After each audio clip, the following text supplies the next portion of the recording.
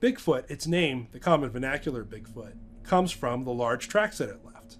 Early miners and explorers would find these large tracks in the dirt and oh, Bigfoot. Very original. Kind of like the guy from Texas is named Tex. It's very funny how that happens.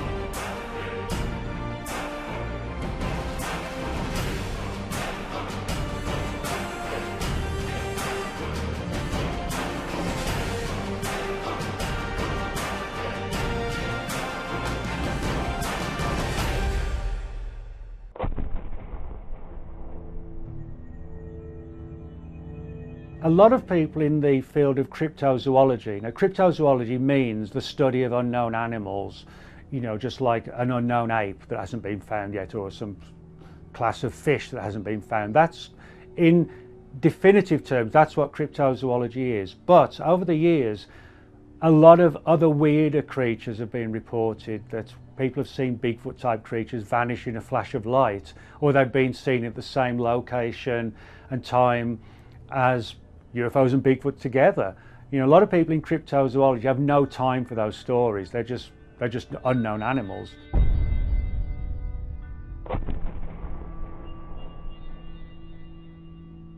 I've been interested in Bigfoot and related subjects since I was a little kid.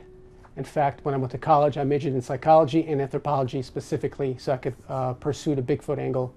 My mom, when she went to school, she studied anthropology, so she was a big anthropology buff. And being in the woods, 8 or 9, 10 years old, talking to my mom, all the other kind of stuff. Oh yeah, she was always a proponent of Bigfoot. My mom's a big believer in Bigfoot. So it's one of the few things I can talk about my mom with, is like, hey, Bigfoot. So growing up, I was always out in the woods camping. While a lot of friends were out surfing and going to the beach, my family, we were always out in the woods. I love it all. I'm always in search of Bigfoot. So being born and raised in Washington State, one of the biggest hot spots in the whole world is Mount Adams area. Gosh, I've listened to so many podcasts too, geeking out on that kind of stuff. Because I love to climb mountains. I love to be out in nature and do adventure sports, whatever you want to call it. So I spend a lot of time in the woods, and there are times where I'm by myself as well. And you feel, when you go in different places in the woods, you feel different energies as you're going through. Sometimes the hair will stand up on the back of your neck. Other times you'll feel like total euphoria, and yet you can't see anything around you. And you're like, you can't help but wonder, like, what is going on? There's clearly something going on here, but I can't see it. The first book I even remember having as a kid was like a comic book on UFO stories and monsters and that sort of thing. And that piqued my interest. And then one day In Search Of came off on TV with Leonard Nimoy. And they had a Yeti episode. And that's pretty much what started my obsession. And a number of years back, I had an encounter with my brother-in-law at my father-in-law's property in the Sierras. And we were on that fire road and we were hunting. We were coyote hunting. Now, I'm not really a big predator hunter, but he wanted to go, so I went with him. And we set up this, we kind of hide it under this big giant oak tree, and we had these rocks, and we were kind of up on a hill, and there's this big clearing. And he set out this coyote call, which is this horrible speaker. You press buttons and it does wounded rabbit call and dying calf's call, and rah, rah, and it was echoing all through the canyon. And he had these little, look like foxtails on a thing that bounce around to try to attract a predator. I'd kind of been into Bigfoot before that, like interested. You watch the shows on TV and stuff. But we're up there and we're all camouflaged out and we got our rifles and we're all hiding in the bushes. And I just remember thinking to myself, predator call. Wow, I wonder if we call in something else other than coyotes. We're sitting there, it's starting to get dark, kind of getting really hard to see. I kind of hear something behind me coming through the leaf litter. And it's almost like a squirrel or like a step, then a step, but it's pretty far behind me and it's faint. And whoosh, a rock, big old rock, flies right over my shoulder, crunches in the dirt. Bounce up, I start looking around. What was that? My brother-in-law kind of jumps back and we're looking at each other and we're like, what was that? Was that a coyote? He's like, I don't know. we should get out of here. So we very quickly just basically got up and left. And on the way out, he grabbed his call. And we were on the fire road going back to the main road. And we could hear footsteps behind us. We'd hear 2 or 3 steps. We'd take a few steps and we could kind of hear something behind us. And we'd turn around with our flashlights. Hello, anybody there? Couldn't see anything. We'd take a few steps and it sounded like something was trailing us out. And every once in a while you'd hear a tree snap or something behind us. And then you'd hear maybe something else. Come to find out, there are a lot of Bigfoot sightings in this area. That particular encounter was very physical, was very here. I did feel a pretty good sense of dread that day. Like, because I didn't know what was going on. Something's throwing a rock. And we got rifles and we got flashlights and stuff. We can't see. We know something's out there. Something threw a rock. There's footsteps. It's really fascinating when you get in there. And then you start to think, well, maybe there is more to this Bigfoot thing. To me, I was always a big animal lover as a kid, and the fact that we can have an animal that's very similar to man, that was still around in the world, that was undiscovered. I've always loved exploration. I was a kid, I always wanted to go around the corner. And to me, that was like the ultimate corner, as a child. And it was like romantic fantasy in a lot of ways, but it seemed so real. At age 12, we moved to London for about 6 months. And I remember going to a bookstore and they had a book on the Loch Ness Monster. And I remember asking the lady at the bookstore, do you have any other books on these type of subjects? And she had a general book on different mysteries. And then it was Bigfoot, Yeti, Loch Ness, UFOs. And that was sort of my first exposure to Bigfoot, because all I knew about was the Yeti at the time. And for me, Bigfoot was always, I don't even remember when the first time I heard about it. I mean, at 7 or 8 years old, you could probably go back in time and ask me, you know what Bigfoot is? Like, yeah, he's a big hairy man. So I remember seeing Harry and Anderson's when I was a kid, because that came out in the 80s. Some of the old In Search Of stuff with Leonard Nimoy. There was always some kind of, and there still is to this day, there's always some kind of a documentary or special where they have the Patterson-Gimlin film. And my mom, she's not an anthropologist that she does that for a living, but that's what she got her college degree in. It's a good filter to put on when you're looking at the Bigfoot subject, because when you look at like the stuff that Dr. Meldrum and even Cliff Barackman does, where they look at the morphology of tracks, the type of locomotion, the weight, the build of the foot, the structure of the body based on a foot, the positioning of bones being different than a human when you upscale. Because if you take a human and you upscale them to 800 pounds, we're not very proportioned for that. But if you move some leg bones and make some things thicker and some things wider, you could very easily get a bipedal creature that big and have it be very, very fast. So when you look at the anthropology section of it, it gets into that and explains a lot of the physicality of these creatures and what people report. Well, so originally the original model when I came out of school was that we had the split between us and the apes 7 million years ago, right, theoretically. We didn't know anything prior to that. We knew very little about gorillas and chimps, evolutionary history past that, because there aren't a lot of fossil.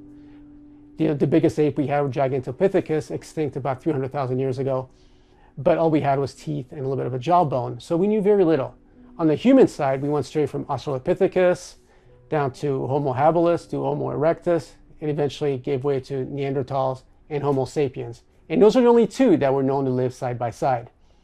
In the last 10 years, that's changed dramatically.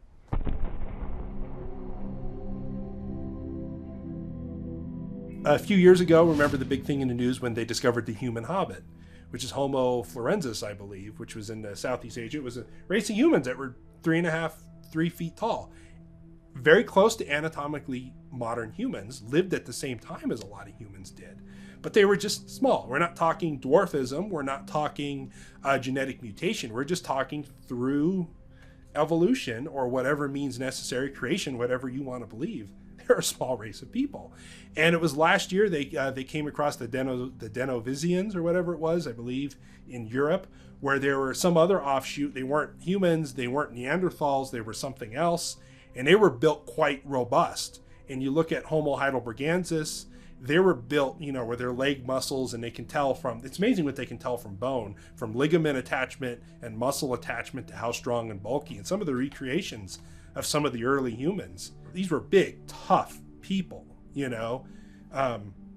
hairy, very muscular, run-down animals, had to fight for a living, and you look at the fossil record and they're discovering things all the time. There's a theory that modern Bigfoot is a descendant of Gigantopithecus or Gigantopithecus blacki.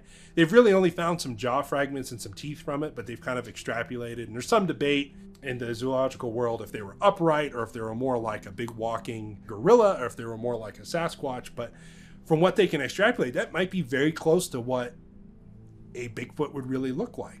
7, 8, 9, 10 feet tall, 1,000-pound, giant orangutan looking ape, which some people describe. We discovered some apes prior to our theoretical split with the chimps about 8 to 9 million years ago that might have been geared towards becoming bipedal. And since then, we've discovered a plethora of human species, hominids, in Africa, in Europe, that lived side by side with Homo sapiens, Neanderthal, Denisovans. We had Homo floresiensis in Asia that was alive 40,000 years ago. In Africa, there's Homo naledi, which was alive 200,000 years ago. And they had really small brains like Australopithecus. They're very, very primitive, but completely bipedal. So the model where certain primitive traits were wiped out through evolution doesn't exist anymore. Now we know it's possible to have something like Bigfoot. Whether any of those became Bigfoot or cousins to Bigfoot, we don't know, right? Genetics, they'll tell that story down the line. But the possibilities now are a lot more open than they were, at least when I was in school. I always, like I was saying with UFO stuff, always had an interest in the paranormal. And when you look at Bigfoot, you're like, you want something to be there, and you start looking at the evidence, and you're like, there is something there. And then you start experiencing it, and you're like, I don't believe, I know there's something there. I absolutely 100% believe Bigfoot exists. I think we have enough evidence out there to suggest that that species is real, 100%. So the way I work personally is I have maybe around 20 to 40 areas worldwide, 20 good ones in the United States that I have my eye on. And that's based on not just sightings report, but historical sightings reports that date back, hundreds of years, but also the location. Does it make sense biologically? Is there a water source nearby? Is there enough places to stay hidden? Is the population low enough that it's going to stay undiscovered? And then you sort of, if you can, head out to those spots. But most of them are pretty remote, and they're hard to get to, and you got to be able to have the money and the time. Some Bigfoot researchers don't like the term Bigfoot. I kind of get it. Bigfoot Chronicles doesn't sound as great as Sasquatch Chronicles. Some researchers and some have written whole blogs and whole books and whole sections saying that they don't really like the name Bigfoot. Well, my specialty is a lot from a global perspective, because I believe that it's a species that exists worldwide, at least where it's possible. You got to understand, everybody thinks of Bigfoot as the Pacific Northwest and California. The South, especially all through East Texas, they have a huge population of people that have experienced Sasquatches. East Texas is very famous, the land of LBL, the Florida skunk ape. Have you ever heard the expression, the boogeyman will get you, or the boogers? Well, down in the South, their term for Bigfoots are wood boogers. Watch out for the boogers. The boogers will get you, the wood boogers. You hear something snapping out in the woods, you hear something tromping around out there, something peeking in your tent. It's a wood booger. What it is a southern variety of Sasquatch. And as we encroach more and more into the woods and get out there more, and I think as their population actually grows, we're getting more and more encounters. Some are friendly, some are benign, some are not so nice. And because they're a creature that has wants and needs and their own feelings and their own mindset, and they're going to do what they want to do. Why did the bear cross the road? Because it wanted to. So originally apes or hominids, everything came from Africa, right? So, and moved through Europe. So ground zero for something like Bigfoot, for the common ancestor for Bigfoot, would be Eurasia for me, because we have all these fossils from anywhere from 300,000 years ago to 1 million years ago of a plethora of species that theoretically could have evolved into Bigfoot from Eurasia. And if you look at a map and you look at where all the fossils have been found, and then you look at another map where today there's sightings of Bigfoot type creatures, they're pretty much on top of one another. So for example, in the Caucasus Mountains, you have the Almasty. So then you travel further east into Siberia, where it's called the Chuchunaa, which is another Bigfoot type, which is incidentally is right in front of where we once had the Beringia land bridge, which a lot of the peoples that first populated North America came through the Beringia land bridge. Probably not all of them, But if you have another bipedal species, it would have came through that land bridge. So theoretically, the Chuchunawa, for example, could be very closely related to Bigfoot. And of course, if you follow the mountain range into Tibet, Nepal, and Bhutan, you have the Yeti. Across the way, the Pamir Mountains into China, they call it the Yeren. And to me, I really believe it's the same species, that obviously there's going to be some regional differences, evolutionary differences through time, or some very minor differences, you know? Like if you look at all humans across the world, we have some differences, right? Genetic differences, this could be the same case. So I believe there's really a pathway out of Africa, through Eurasia, through the mountain ranges in Central Asia, and up into North America, and probably down the coast into South America.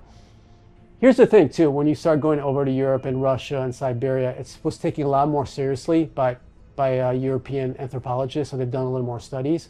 And they've found the same evidence that we have, you know, the footprints, that has some hair samples, you know, the same, and it matches perfectly to what we have here in North America. So I think, again, it's the matching quality from different time periods, from different people, unrelated countries, different languages and all that, you know, I found to me is the most compelling. But yeah, when you look at all across the United States and you look at what people are experiencing in like Maine and the Northeast, and compare that to the South, compare that to the West Coast, and compare that to the Pacific Northwest, to Canada, there's a lot of similarities, but there are differences from what they're describing. There are differences in temperament of the animals. You know, in the Pacific Northwest and in Canada, people, you know, 8, 9, 10 foot tall Sasquatch. In the South, people, yeah, they're about 7.5 foot tall, 8 foot tall at the most. One of the things in biology research is Bergman's rule. The farther north you go, the bigger animals tend to be. Bears and mountain lions tend to be bigger when you go north. Not always. There are some animals that get smaller, but even a coyote in the desert could weigh 10 pounds. It's going to be 40 pounds up in the north or in higher areas. They got to be a bigger, robust species. Every Native American tribe in North America has a story about the giant, hairy, smelly giants in the woods, you know. A lot of them pretty violent. And then I found that there was a painting from Mongolia from the 1800s about, that looks exactly like a Bigfoot, including the big breast associated, you know, with the Patterson film. And also it showed a picture of somebody getting the arms torn off. And we're talking about two separate cultures, obviously, that didn't have a whole lot in common, but are depicting the exact same mythology, if you want to call it mythology, you know? And what, in North America, there's what, maybe 500 names for Bigfoot? Every tribe has their stories, you know, and early settlers, I know, have their stories. Even the Vikings, supposedly, you know, encountered the big, hairy, smelly guys up in northern Canada, wherever else they landed. I think it's kind of in our modern day hubris to think that we know everything and we're great now, and people 200 years ago were stupid or something. It's like, no, they really weren't. They're just as, they didn't consider, you know, people 200 years ago didn't consider themselves old fashioned. They considered themselves modern. They considered themselves educated. And in fact, not being as plugged in, they were probably way more aware of their surroundings and what were going on than we are today by far, with all our digital distractions in our modern life. So I think it's very important to look at historical encounters. One gentleman is Tom Seawood. He's actually part of the Kwakwaka'Ewak tribe in the Pacific Northwest, and he does tours and adventures all around Vancouver and Vancouver Island. And he's had a number of encounters. And being a full-fledged tribe member, he actually talks about their tribal beliefs of Bigfoot. For them, they have the Zunaqua, which is the wild woman of the woods. It's this big, hairy woman with a wicker basket. And it's kind of their version of a boogeyman. Don't go out at night. Listen to your parents. Don't go out and smoke cigarettes. Don't go out and steal food. Don't go out past 10. The Zunaqua will get you. And it's way back in their tradition. It was this big, hairy woman who would scoop bad children up, put her in the basket on her back, take them out and eat them. And that was part of their tradition, kind of their boogeyman. And for as much as it was kind of their, you know, to keep kids at night, don't scare them, there was also a real tradition. And the Kwakwaka'Ewak tribe, each family has, you know, some people have a thunderbird, some people have a cougar, some people have a bear, some people have a beaver, part of their creation story. And they're actual families that have a Sasquatch as their animal. And to them, they have them on their totem poles. It's just, there are no spirit animals and there are no flesh and blood animals. For a lot of them, it's one and the same. So a Sasquatch, a thunderbird, a bear, a beaver, a squirrel, they're all the same to them, and they all recognize them as being there. That they also recognize that the Zunaqua, the male Zunaqua and the female Zunico, the wild woman of the woods, referred to as the wild man or the tribe. They refer to them as people, quite interestingly. And if you go 1,500 miles to the south, they have the famous hairy man cave paintings, which date back 700 or 800 or 1,000 years ago. This cave where they have deer, they have elk, they have bears, and then they have these big, hulking, very creepy looking, large, which cave paintings of what appear to be a Sasquatch. And it definitely looks like a Bigfoot. And you see a big dad one, you see a mom one, and you see a baby one. And you say, well, what's the story behind the hairy man? And it's strikingly a lot like the Kwakwak Ewok tribe. They say, hey, don't go out at night. The hairy man will get you. We hunt during the day. They hunt at night. Women shouldn't travel alone to go get water or anything because they'll abduct people. It's the hairy man. Don't go out at night. The hairy man will get you. And if you look all across virtually every tribe in the United States, from desert tribes to mountain tribes to the plains tribes, they all have a tradition of Bigfoot. Whether it's the Genosqua, the stone giants from the East Coast, to different versions of the word Wendigo, which everybody thinks of Wendigo as the Native American cannibal spirit, but there was actually some translations of Wendigo that show more of a Sasquatch creature that ate people.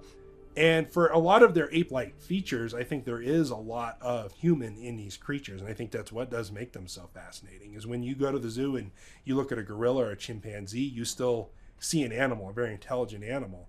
But when you think of a Sasquatch and then you get in encounters or you experience one of these things close up, it's a predator like a human. It's the master of its environment. And what makes humans the dominant species on the planet is we're intelligent. We're not necessarily the biggest and strongest. So Sync is something that's probably just about on par with you in intelligence, but is built like the Incredible Hulk. And that's a very, like, it can do whatever it wants to do and you're at their mercy. When I go out in the field, the first thing I look for obviously is an area that not just has had sightings, I think that's overrated, but an area that makes sense biologically in terms of having resources, shelter, food, water. Also, it has a long history of sightings, not just modern sightings, right? So, and then when you go out in the woods, you look for signs, for example, broken tree branches. And granted, that's a little overrated. Everybody, unfortunately, that's been featured on Finding Bigfoot, and now everybody think that every broken branch in the woods is Bigfoot. The truth is, you go after the snow will break branches when it melts and so forth. But if you can find branches that are twisted, for example, and really big tree trunks have been moved, or it's a little more intriguing, One of if I'm going to an area I've never been before or an area I haven't been in a long time, I go online and I just the very first thing I do is background research. But also, if you take a look, you just Google Earth, you realize there's hundreds of miles of trees and woods that not only is there no people around, people have probably never been other than flown over. Very rugged terrain. And there's lots of hiding places, even, a quarter mile off of a road, and you're in some really deep, steep country that no one's going to, no one's back there, lots of places to hide. So I start by looking at historical encounters. Where have people seen before? What trailheads and what areas? Then I look at maps, start saying what are some areas, where's water.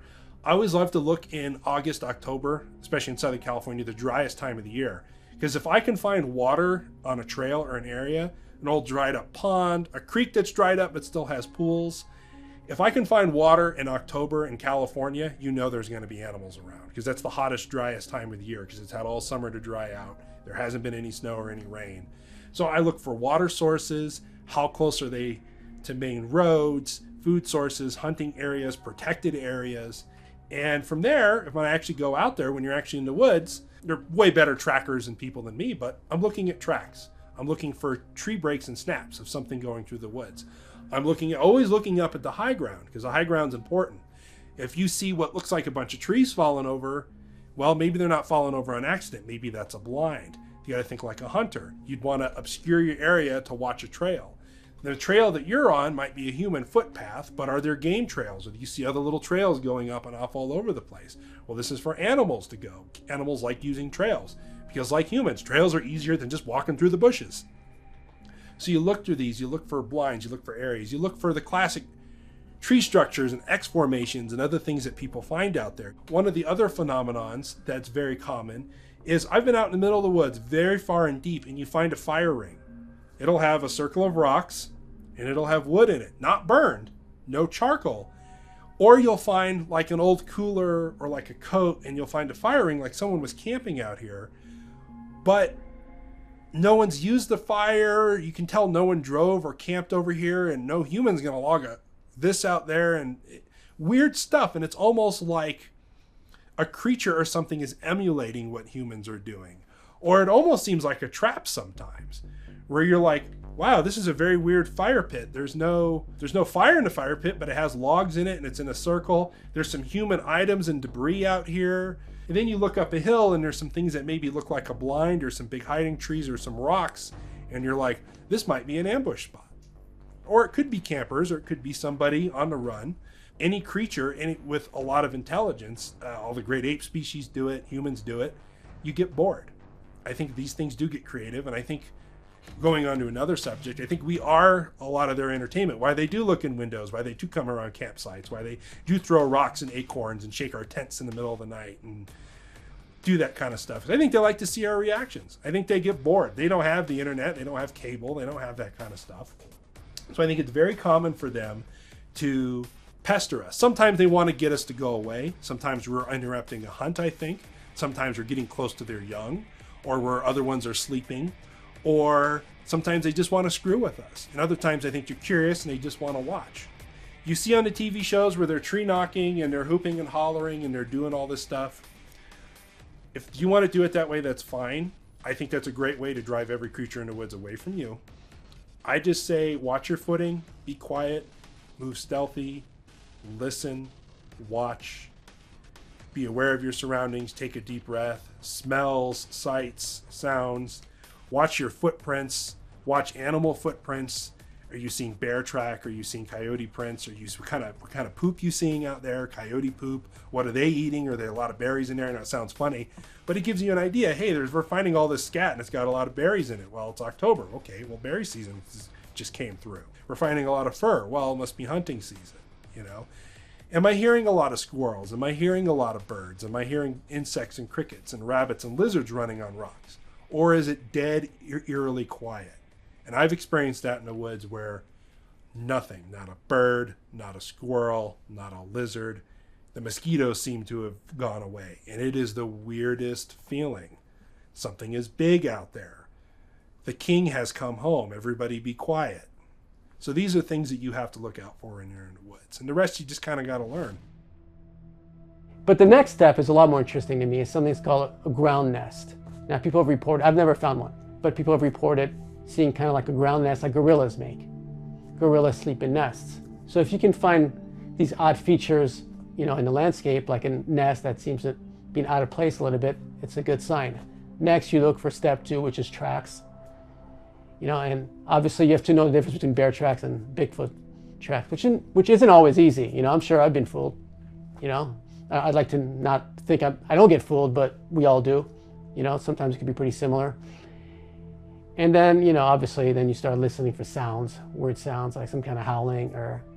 So ultimately all that's crap because it's useless, right? You just tell a story. And a lot of people are satisfied with that. It annoys me.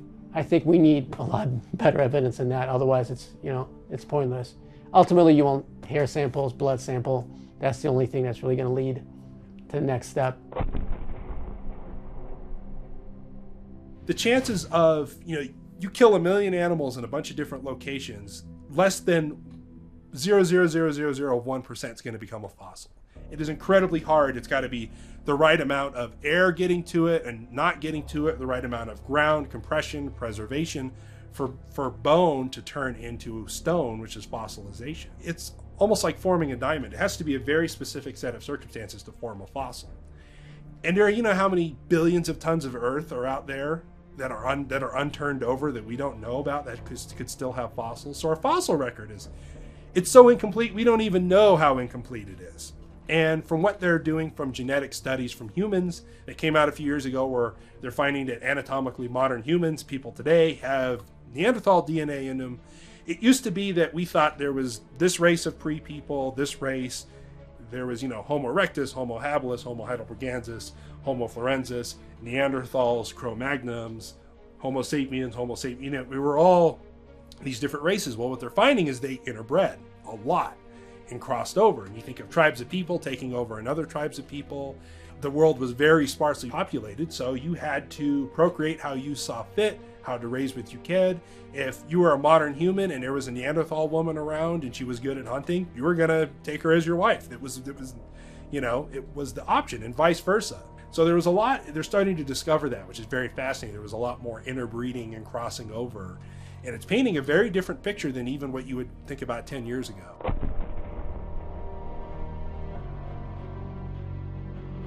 So the biggest complaint I get is that why isn't Bigfoot captured on video or in pictures all the time?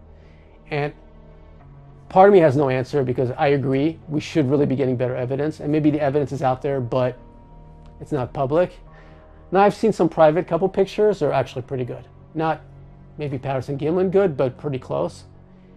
And there's some footage even on YouTube that I think it's pretty intriguing if you know what you're looking for. But there's 80% of those you see on YouTube are hoaxes, and even Bigfoot experts get fooled. I'm sure I've been fooled by a couple, but some people should know better.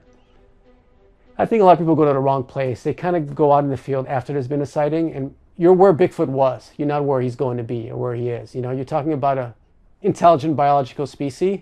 I think you have to go a lot deeper in the woods if you're really going to get some quality footage. And look, and I've been out there, right? I've been in the woods. Man, it's hard to get around. You're moving like, a mile per like couple hours sometimes, A species that's adapted specifically for that environment if he wants to stay out of sight. Especially we're talking fur color that can camouflage with the trees very easily. It's hard, man. It's hard to get a lot of pictures and footage out there. But I agree, that's the main skeptic point that we should have a better answer for, and I don't have one. Well, 150 years ago, nobody knew what a gorilla was. If you guys are familiar with what an okapi is, it's a cousin of the giraffe. They thought it was a legend until the 1930s. They're discovering new species in small areas, mostly, insects and birds and things all the time. But when you have a species that's intelligent enough to actively try to prevent itself from being discovered, you go to different parts of the country. You go to Oregon, Washington State, go back in the hills there. You go to these small towns. You talk to them about Bigfoot, they don't even blink an eye. It's like, yeah, do you have bears around here? Yeah, we have bears. Do you have Bigfoot? Yeah, we have Bigfoots. What? It's like not a big deal. To these rural people, to these people that live out there, we're the idiots for not believing. It was out of North Bend, Washington, up in the backwoods, Mount Garfield. There was a night and I was sitting by the fire, and it was a full moon, classic story. And this crazy noise, like I still to this day can't repeat it. I try to be like, oh, it's not like a howl, but it was, whatever it was, I'd never heard it before. I went online and tried to Google all these different animal sounds and what animals are capable of. Couldn't find anything even remotely close. But that night when I was sitting by the fire and that sound was coming through, it sounded like something was walking through, and it was very alarmed that we were there. And it was letting us know, like, hey, I'm here, I'm coming through, like, and the hair stood up on the back of my neck, so I knew that it was to alarm me, and because it felt alarmed. The noise went on for, maybe 5 minutes, however long it took for it to pass by. And then it took like a solid 30 minutes sitting by the fire, just frozen, being like, all right, what am I going to do if something goes down here, To be honest, the most interesting case that I know of is not even in North America. It's in Kenya. And this is something that very few people have ever heard about because it's always been written in French and never translated in English. There's an anthropologist in the 1980s that was doing her work in Kenya. Her name was Eberhard Rummergär. So she was very famous at the time. Her books were used in universities and the whole deal. And he started hearing about these Bigfoot type creatures, for lack of a better word, in the forest in Kenya, which no one had ever heard about before. Except they're a little more gracile, a little more human looking, but still very primitive, covered in hair. So she got interested as an anthropologist, even though it sounded kind of crazy. And so she started following up on it, and she found tales that they had artifacts. They were using bows and arrows, which is not something that you see typically with Bigfoots in North America or Yetis in Nepal, for example. But then she found a pair of arrow that was left in the ground by what she called X. She didn't come up with a better name. She called it species X. And if you look at the arrow, it's a very primitive. It's like Stone Age technology. It doesn't match any of the other arrows in any of the tribes in Africa. And to me, I always found fascinating that you have something Bigfoot-like in Africa where we originated and apes originated, but it had the same qualities of Bigfoot in terms of doesn't have a language. It's covered in hair. It's primitive, but seems to have more of a culture. That's what started my idea that we can kind of trace back Bigfoot from North America through Asia all the way back to Africa. And there's a link. What's most compelling to me is the links. You start making links that make sense, and you start thinking in terms of a real biological species. I think if you want two really good pieces, the best evidence that actual scientists, actual biologists, actual people have broken down and can prove through frame rates, through size comparisons, locomotions, combined with eyewitness reports. One is the Patterson-Gimlin film, the one that was filmed in Bluff Creek in 1967. That has been dissected a million ways. Dr. Jeff Meldrum. There's a lot of independents that have done their breakdowns of it. And from the proportions, it can't be a man in a suit because the legs are too long, the arms are too long, and if you did an arm extension to make an arm longer, the elbow would stay in the same place. Things that don't add up with that film. Not to mention the historical of that area, of there being a lot of Bigfoot encounters, the way the thing moves, the muscle tone. I think it's because the Patterson-Gimlin film is so clear, especially that it's been cleaned up. I saw a second generation copy, and it's, you know, I'm not going to go 100% in with it, but it's pretty impressive. You can literally see the muscles, you know, contracting and moving. So no one has been able to debunk it. I mean, there's been 7 guys that claim to be in a suit, but none of them have proven that they were in a suit, and that's like literally 7 people, so they couldn't all have been in the suit. It's an impressive, you know, piece of footage. I've never met Patterson. I've met Gimlin a couple times, you know, and he's a really affable guy, you know, and it's hard to see him lying about it. I think that if it was a hoax, he wasn't in on it. Now, Patterson's a little more complicated character, and, you know, the one thing that maybe could point towards a hoax is the fact that he had a drawing prior to having the footage that looks a whole lot like what the footage looks like. But then again, he knew what Bigfoot was supposed to look like. He's been collecting evidence for years, you know.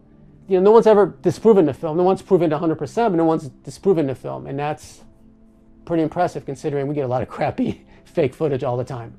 So the Patterson-Gimlin film, if you want to know what a West Coast Bigfoot looks like, a female, as a matter of fact. The other one that I've met and talked to several times, he's a great researcher, is Ron Moorhead and his Sierra Sounds. In the 70s, in a hunting camp deep in the Sierras, he recorded and he had interactions with 4 or 5 of his hunting buddies. Now, it's like you got to take horses and pack in 2 or 3 days to go to this hunting camp in the middle of nowhere, which his camp was surrounded by these creatures, these hairy bipedal creatures. Not only were they whooping and hollering and making a lot of strange noises, but they were actually talking to each other, and you could hear this garbled language. Some people call it samurai chatter because it's very, it's this very weird, it almost sounds like a foreign language. So when he had all this recorded and he brought it to linguistical experts, language experts, military grade stuff, people that work for the Pentagon trying to break codes and translate things, and they broke down and they said, well, there's a number of phenomena that's going on here in the Sierra Sounds. One, they can tell the same creature is reaching octaves higher and lower than humans can do, almost to the set of having a second set of vocal cords. And a lot of people with the classic Sasquatch calls that you hear, it starts off really low and then goes into a high-pitched scream, way beyond any human or animal can do. But the other thing they encountered with the Sierra Sounds is not only were there frequency and optical phenomenon that couldn't be human or any known animal, but they also found markers of language, the same phrases and words, if you will, being repeated over and over again, having 2 or 3 or more creatures talking back and forth, saying their equation of a sentence or phrases being responded by more sentences and phrases, different than this one, different than that, and it had all the markers of language. Now, we don't know what they're saying, but it had all the markers of language as human language as we know it. Also, if you look at the Paul Freeman video, that's a pretty good one. Just kind of use your judgment. For me, if it feels fake, it's probably fake. If it looks real, don't say it's 100% real, But observe what you know. Look at the motion. Does it look like a creature? How is the hair sticking to it? Does it look baggy like an oversized fur suit? Is there muscle tone? What can you see? How are the proportions? Are they non-human proportions? The documentary that we were talking about earlier about the guy who came out with these very clear images of Bigfoot on Netflix, the biggest problem that a lot of people had, and I got a lot of grief over this because I disagreed with him, is that his Sasquatch that he filmed had human proportions. The eyes and nose and mouth were all in range of humans. Where if you look at the Patterson-Gimlin film and some of the other images that they've caught of Sasquatches, and the proportions of the upper lip, nose, everything way different than a human. It's somewhere, coincidentally, if you took a chimpanzee or a gorilla and you took a human, the proportions of what people have caught on film for Sasquatch is somewhere in the middle. So when you see something that's generally human-sized and has human proportions, not completely dismissing that it's a fake or a hoax, but more than likely it's probably a guy in a suit or a reenactment. Yeah, there's that footage that's become real popular recently of up close of a face of a Bigfoot. There's two Bigfoots. It's been making the rounds. A lot of people have backed it. It's been in a lot of documentaries and films. I personally think it's complete crap. I think it's a hoax. It doesn't correspond to any of what we know of what Bigfoot's supposed to look like, nor does it look specifically like what you would expect either an ape to look like or a modern hominin of that size. Some of the features are a little too thin. You know, like it just doesn't match anything that we know of in terms of description, historical description of what we know from the fossil record. All you see is the head, first of all, and that's, if you're able to capture the head that well, you should be able to wait, see the animal should be able to walk away or get up or do something else, you know? So that's the first sign. Another sign I look for, also in a lot of hoaxes, is when the camera's already focused on a particular spot, like a trail, and all of a sudden something walks right through it, and then, you know, in perfect focus, and then disappears. That's usually a sign that you're dealing with, you know, fake footage. Here's where we get into some complicated areas. The gentleman that took those pictures or fabricated those pictures has other footage that's actually pretty intriguing from earlier in Canada. I found that footage actually pretty decent. He's got some of like Bigfoot's walking up a hill and so forth.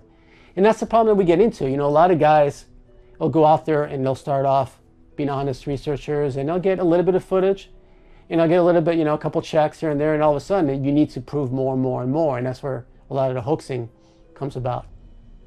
The other thing you can do is I've had people send me lots of pictures and say, this looks like a pretty convincing Sasquatch photo. What do you think? I go on Amazon and Google monkey suit or Bigfoot costume or gorilla costume, and I can see the exact same mask or look at the hands. And I'm like, well, someone's hoaxing, or someone was not hoaxing, but making a commercial or playing a prank or something. And then it got taken out of context too, you know? So I really don't think there's that many hoaxers. I just think, like I said, old college films, people doing something else, a bear at a wrong angle, and then people misinterpreting it. But as far as deliberate hoaxers, I don't think there's necessarily that many. So I think you just kind of got to use their judgment. There's so much out there when it comes to photos of Bigfoot. Yeah, the question of why people would want to make hoaxes, I've never been able to wrap my head around it, you know, specifically. I think part of it, people just like to be on TV for 2 minutes. People just get off, you know, fooling people, or maybe they think you can make some money off it. I mean, let me tell you, there's not a whole lot of money in the Bigfoot field, you know? I mean, you can make money off a hoax ultimately because you can't prove it. Well, there are a number of Bigfoot researchers who carry firearms in the woods. I'm one of them. And I have no intention of shooting a Sasquatch in cold blood. I have no intention of taking one for science or any of those other kind of stuff. It's purely defensive.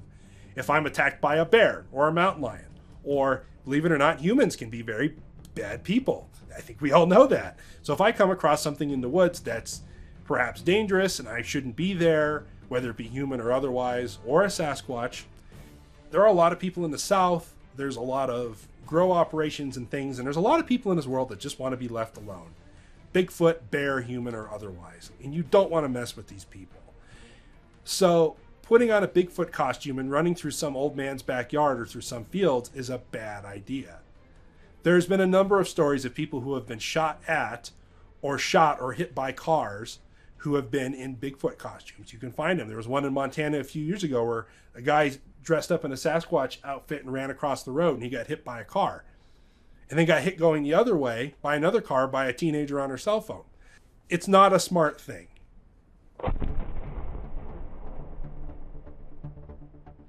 So there's one called a cripple foot, which I believe was in Washington. And the gentleman that I talked about is Dr. Meldrum from, I think, Idaho. And furthermore, there's also dermal ridges that have been found on some of his prints. So I found that pretty compelling because it's pretty hard to make dermal ridges if you're going to fake it. Also, the flexibility in the foot, that's hard to reproduce, if you're going to do a hoax. And a lot of those are pretty flexible. And which is an interesting point because flexibility in the foot is actually a primitive adaptation. As you can see that when the chimp wraps his foot around a tree, for example. And in fact, a small percentage of humans today have a flexible midfoot as a vestigial trait from prior hominids.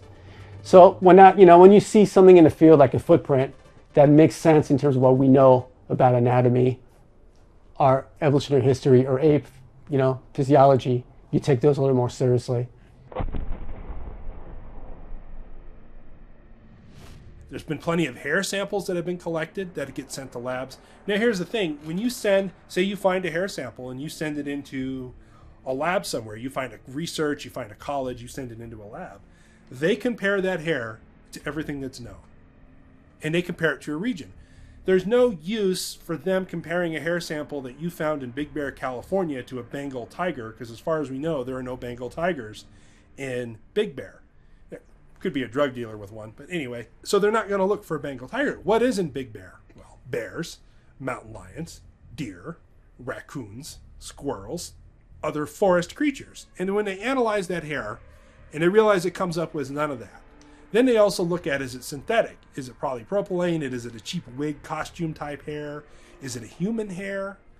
And then from there, if you pay enough money and you wait enough time and you send it to enough labs, you can determine, is it a Bengal tiger hair? Is it a grizzly bear hair? And there's not supposed to be any grizzly bears here, where there's some in the region of the United States, but not necessarily hair in Big Bear.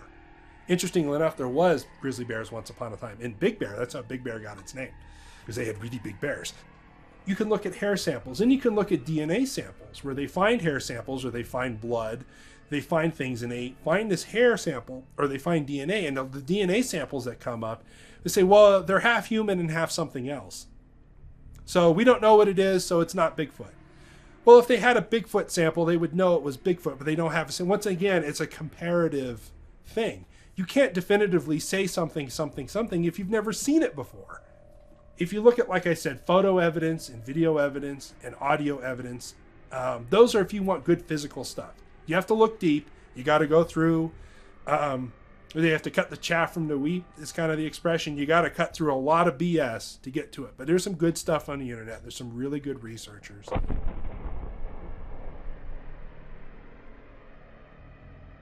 Yeah, I'm not sure what really keeps me in the field aside from just that spirit of exploration.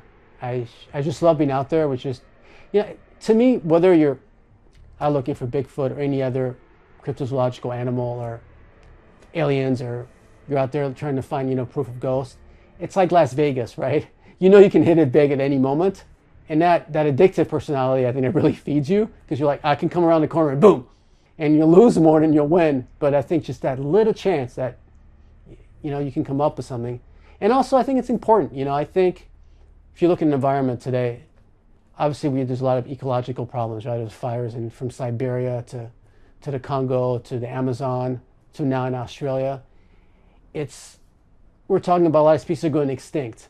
And I think we forget sometimes that if we're dealing with even Bigfoot or any other, Nessie, whatever you want to talk about, we're talking about real bona fide species that it's our responsibility to stop them going extinct.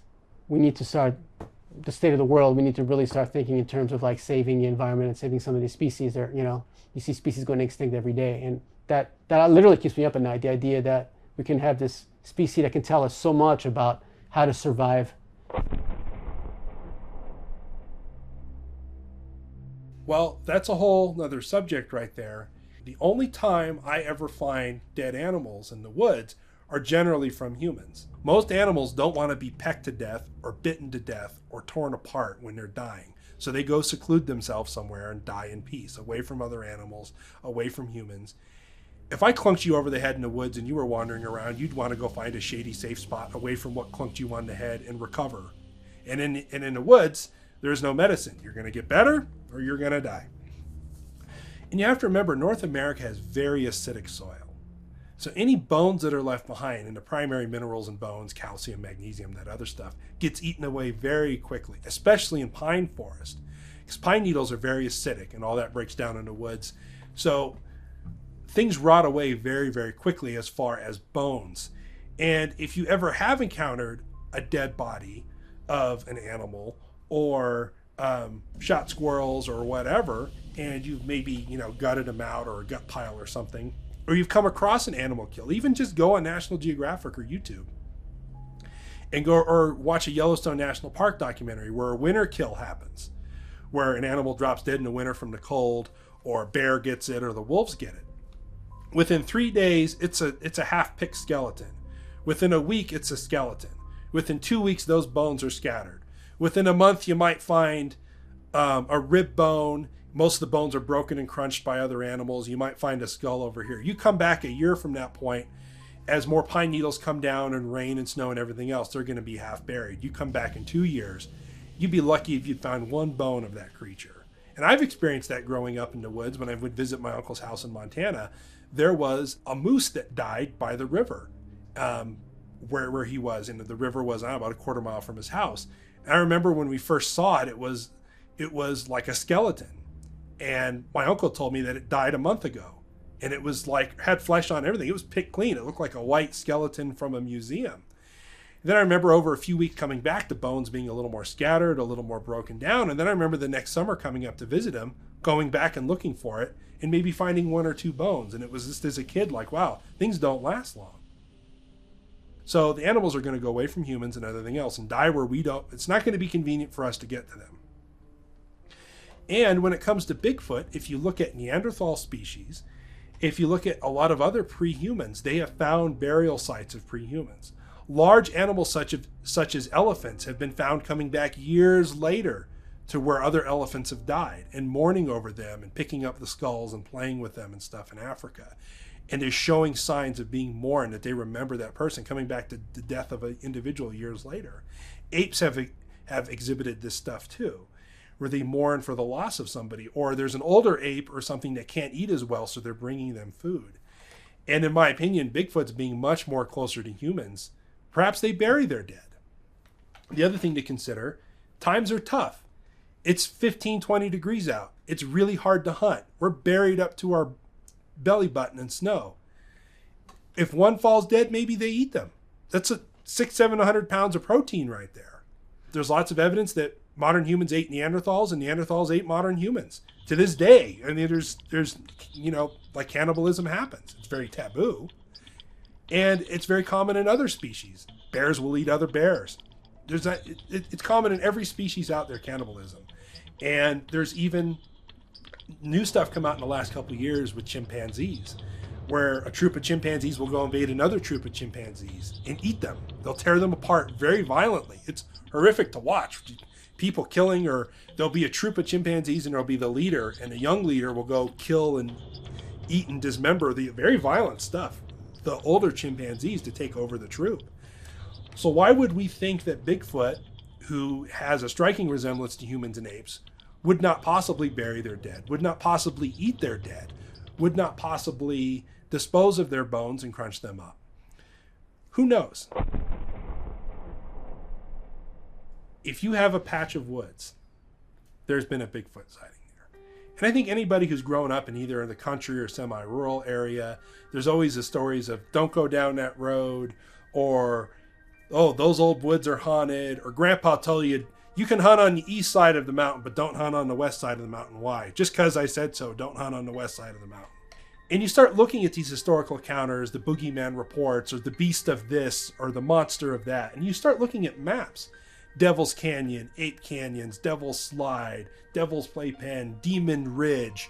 Wow, why do they have such dark, grim names? Death Valley, Death this, Death that. And you're like, well, how come it wasn't Sunshine Ridge? Or, Flower Meadow? No, it was called Death Canyon for a reason.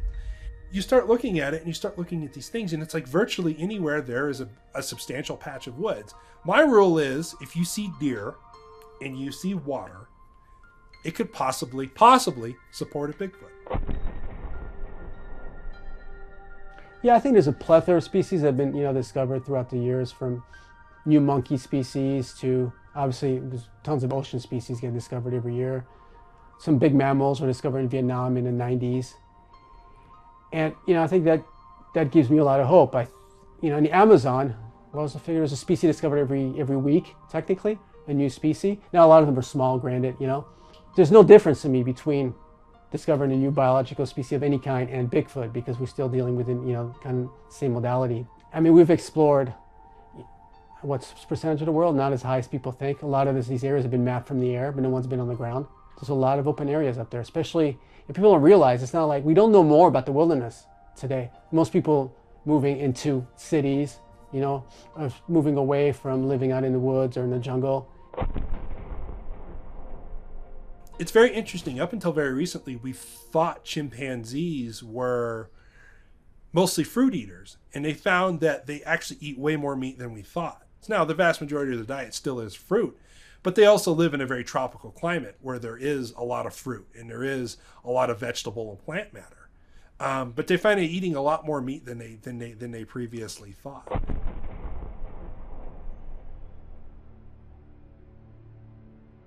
There's not much in terms of having a DNA evidence. There's been some blood samples, but again, you can only correlate it to Bigfoot because it was allegedly left by Bigfoot, but you weren't there when it happened, right?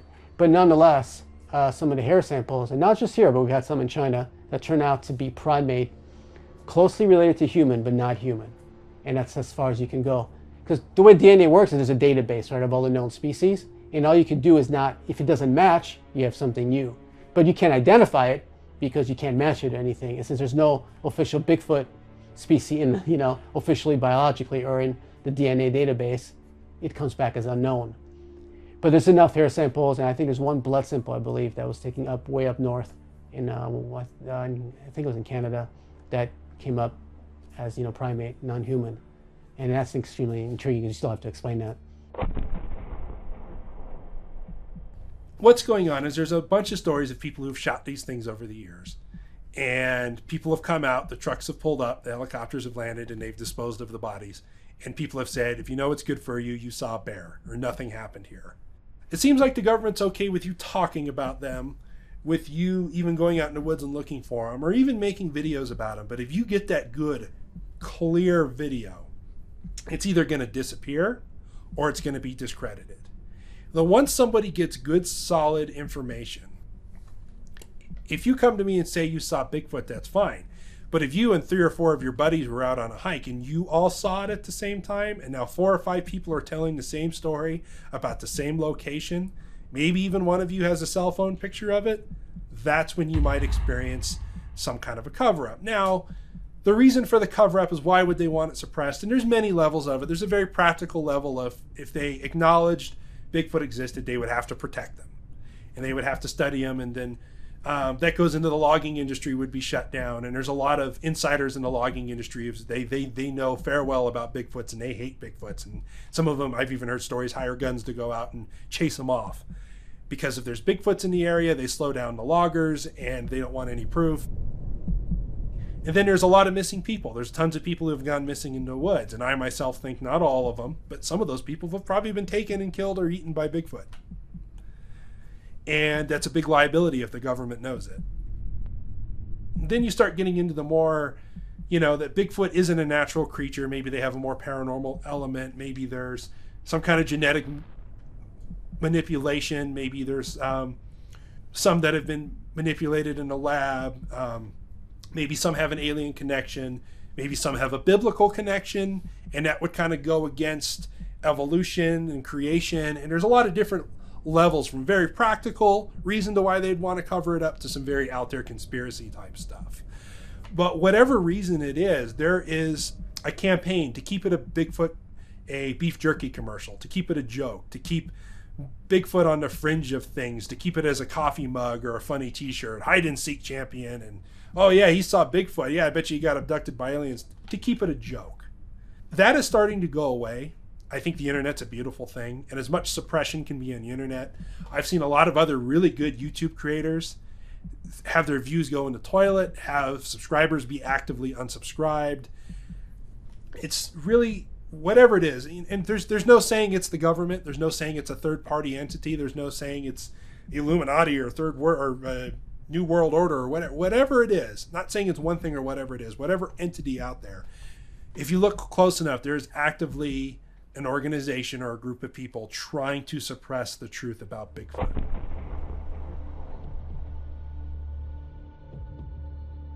I think if whoever is covering up was going to disclose Bigfoot, I said this before, the easiest way they could do it, if you think they're going to have a press conference where they're going to have a slideshow and someone's going to, the director of the National Park Service or whatever is going to come out and say, or the Department of Interior, whoever that is, tie a big press conference, hey, we know Bigfoot exists and this is what we know. That's never going to happen.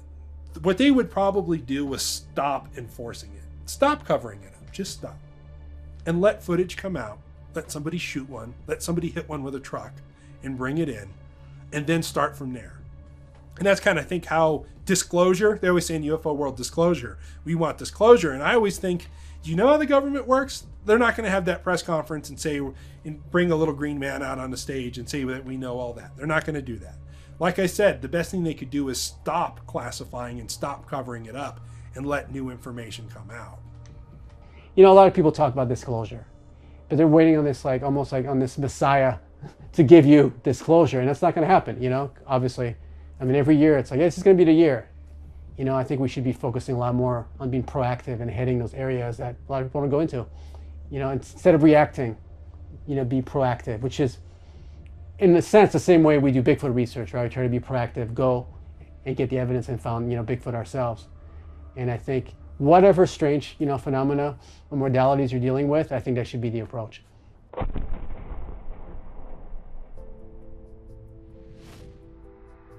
Matt Squatch is a play on Sasquatch. Back in the day, I had a big gnarly beard.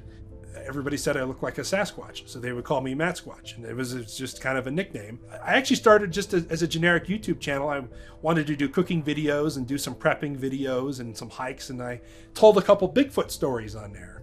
And they kind of went viral, but a lot of people watched them and was very interested. And then Wes had me on Sasquatch Counters, and then I said a number of people. And then I just started talking about Bigfoot videos and kind of just did it for fun. And then my own research, even before all this and stuff, I was looking at I had notes, I still have the notes in my phone of, hey, the Pacific Northwest, these type of Bigfoots look a lot like this. In the South, they look a lot like this. And here they look a lot like this. And then it was the 4 types of Bigfoot. Then it was the 10 types of Bigfoot.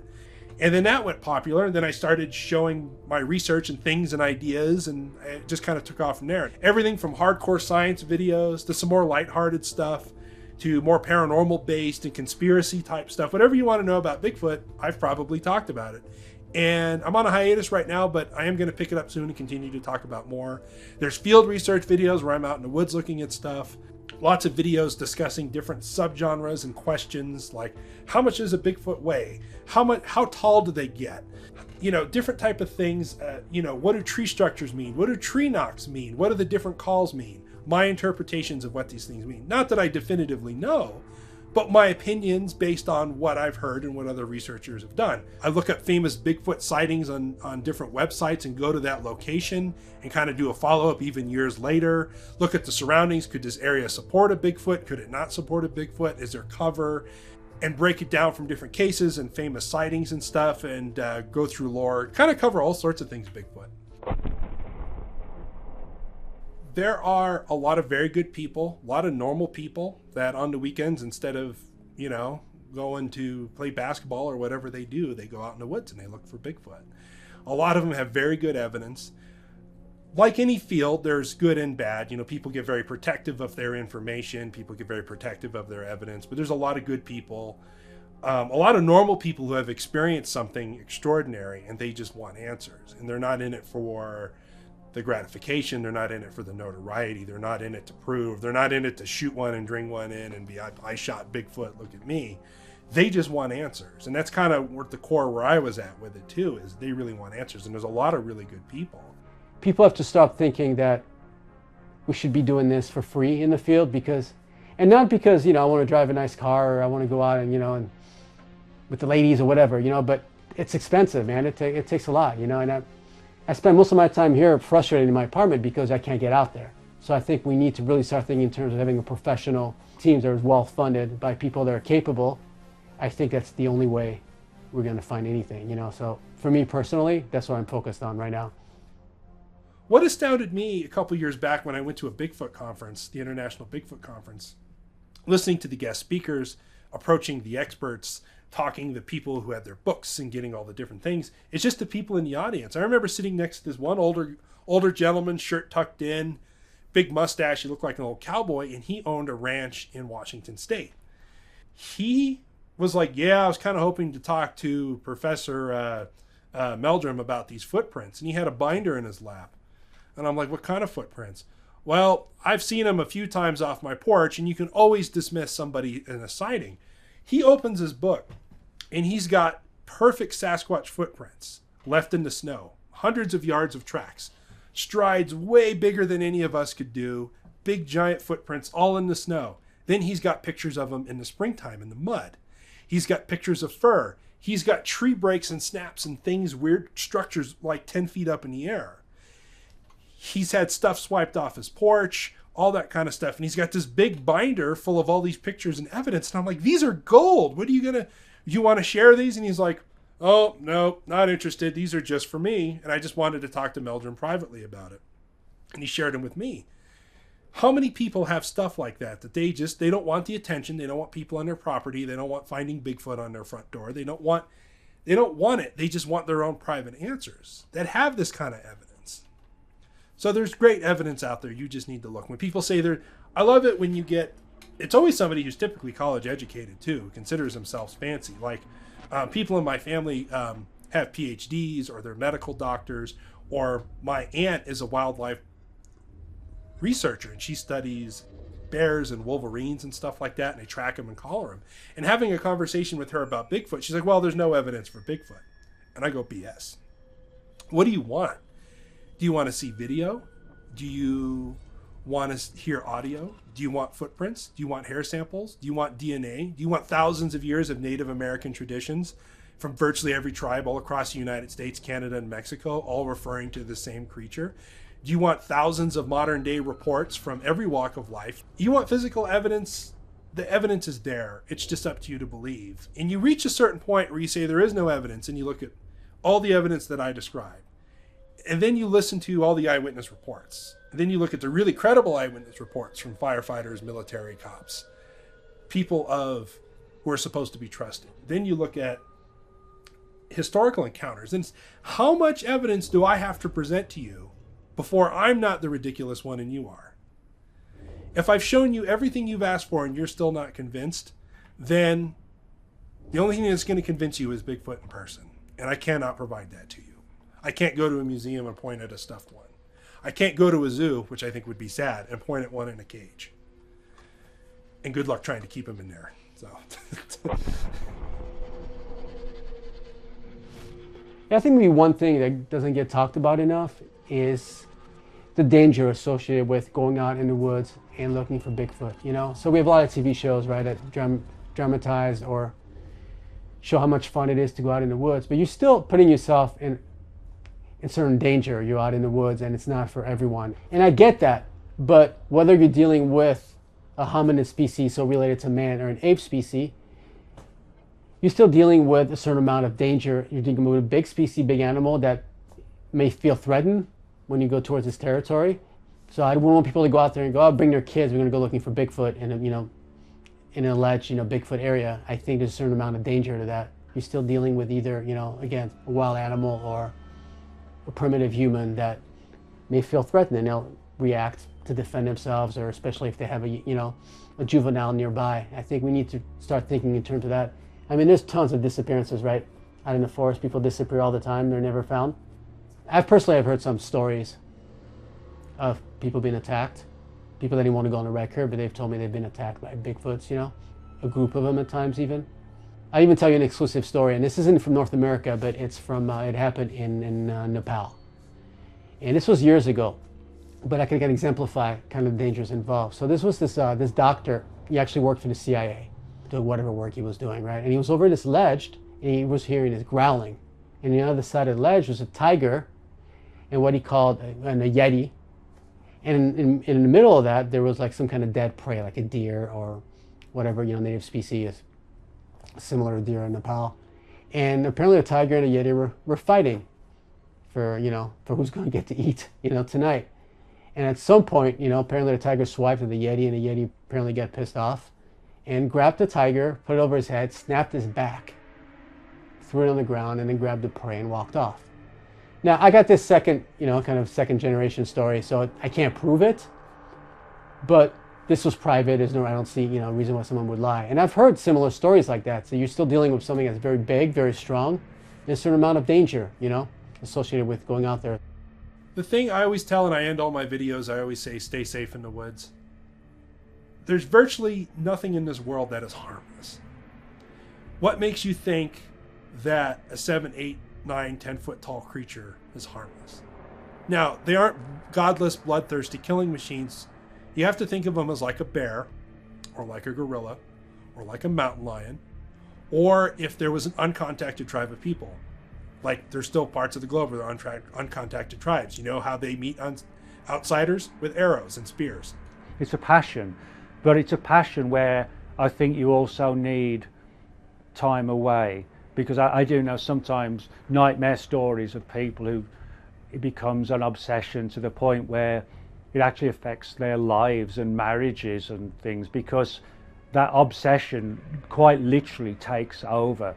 And I can see how easily that can happen. But for me, I have to have time to see what's going on with the sucker.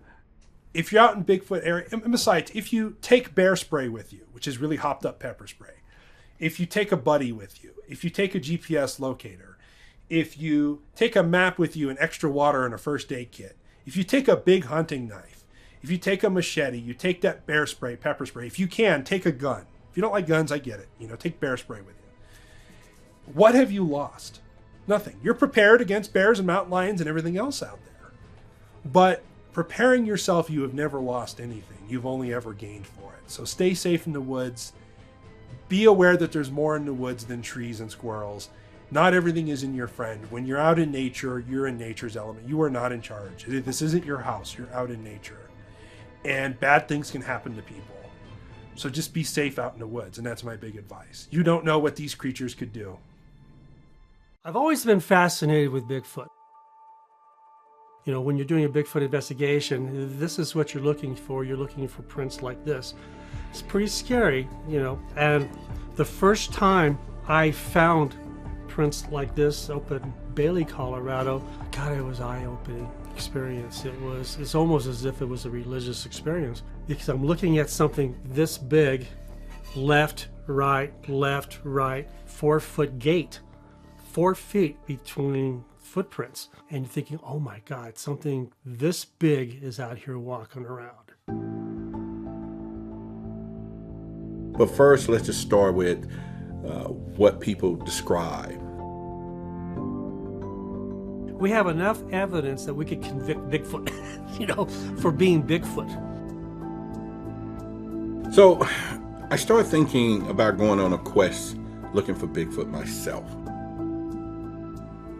When I look at the Bigfoot legend, I started thinking, when did I start really being interested in it? And it's going to probably be a little weird here, because there was a show with a $6 million man, where he had this bionic arm, and there came the Bigfoot. And that was my probably first real introduction to the Bigfoot, the fascination of the power of this. And so I started getting more involved in it.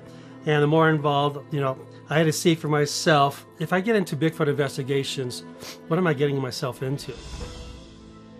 One of the advantages of living in Colorado, I used to live in California. Being out here in Colorado, there's more of a Native American influence out here.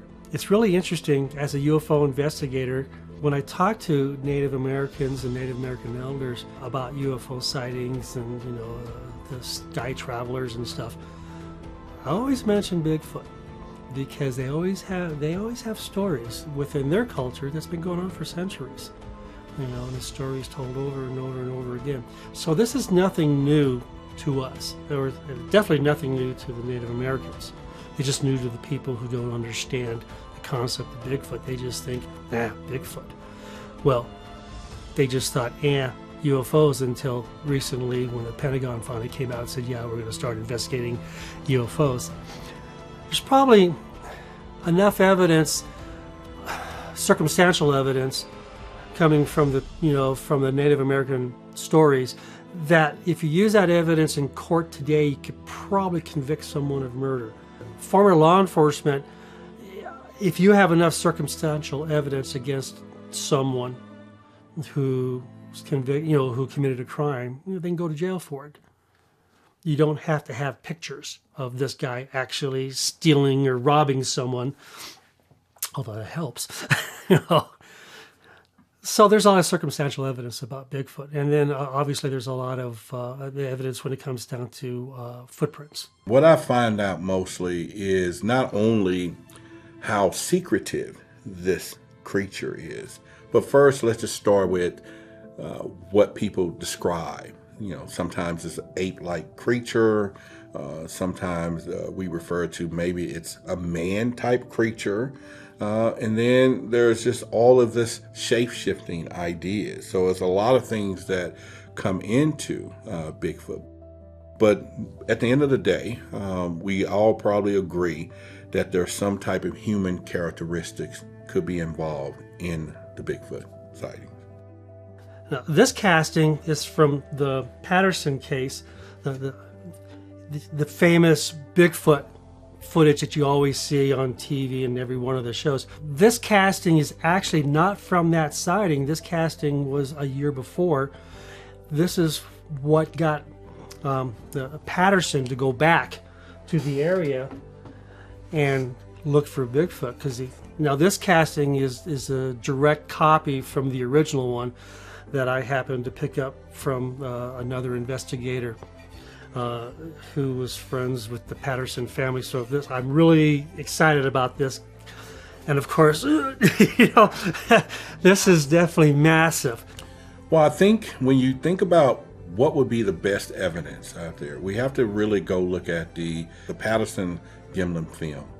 This was in 1967, and this was where they got a shot of a Bigfoot walking through this forest. And so why is this probably so significant? Number one, it was enough viewpoint that people can see that is something besides this blurry shots of real short, quick. So I think that was probably the first real evidence that people saw to really, really heighten the interest that something is out there and we need to really explore what it is. And so I think that was probably the most significant moment, was that particular film. The reason why this particular case, the Patterson case, is so credible is because how it was filmed. We didn't have a digital, era back then. We didn't have Adobe Photoshop. Didn't have computers where we could manipulate with film, like with special effects, something you would see from the Disney movies or some from the old horror flicks and stuff. So when you look at the Patterson film clip and you're thinking, okay, how are they able to do that with that technology at that period? Now, since then, there have been some investigators that are an institute, basically, that took the Patterson footage and completely digitized it and analyzed it. And when they digitized it, they were able to bring a little more clarity of the actual film. And when they saw that clarity, it was, oh my God. They could see muscle striations. And they could see in the arms. They could see in the legs. They could see breasts. They could see movement of the muscles and of the fat. And they realized, oh my God, this there's no way that this could be a guy in a suit. Sure, the debunkers say, well, of course, because we have suits that have water, rubber sacks and stuff inside with water to kind of give you that. But we didn't have that back then when the footage was shot. This is kind of newer technology. Now, the thing about the Patterson case, it wasn't anything where he made a lot of money on this. It was, I captured footage of a Bigfoot. And it wasn't like he was out at that time selling it, and that it was all for profit. He was an investigator like me. He was a Bigfoot investigator, and he decided that after finding a footprint, he decided to go out there with the camera and see if he could actually capture something. Pretty cool. That's probably why it's one of the best sightings still. Is there any other evidence out there when it comes down to Bigfoots? Now, me being a UFO investigator, how is there some, side-by-side correlation between Bigfoot and UFOs? And what we have heard through a lot of the people that have reported Bigfoot sightings, there's always been some type of light. And so we tend to feel that there could be some type of connection. Now, I start coming up with my own theory, my personal theory. And I think it should be something we should look at based upon the evidence that's out there. Let's start with the Bigfoot smell. This is something that people report. In fact, the smell has been known to rattle most people, something they never smelled before, something they'll never forget. Let's put that to the side, the smell. Let's also put the evidence of how they just disappear out of nowhere. They're gone. We can't find them. And let's put the evidence of lights, UFO sightings, and let's bring it all together. We as humans tend to have pets. We have pets. And if you had a house in the middle of nowhere, maybe in the mountains, maybe out in the woods, it's complete darkness, you decide to let your pet out to use the restroom, to relieve itself. And when the door opens, that's the remnants of some light, because you can see it from afar. It's just, that's all you see. Now, when the pet goes out and does its business, we're going to start getting the smell of what's happening, which, of course, Bigfoot probably does it big time, okay? It's bigger than most cases, so this is a big smell, okay?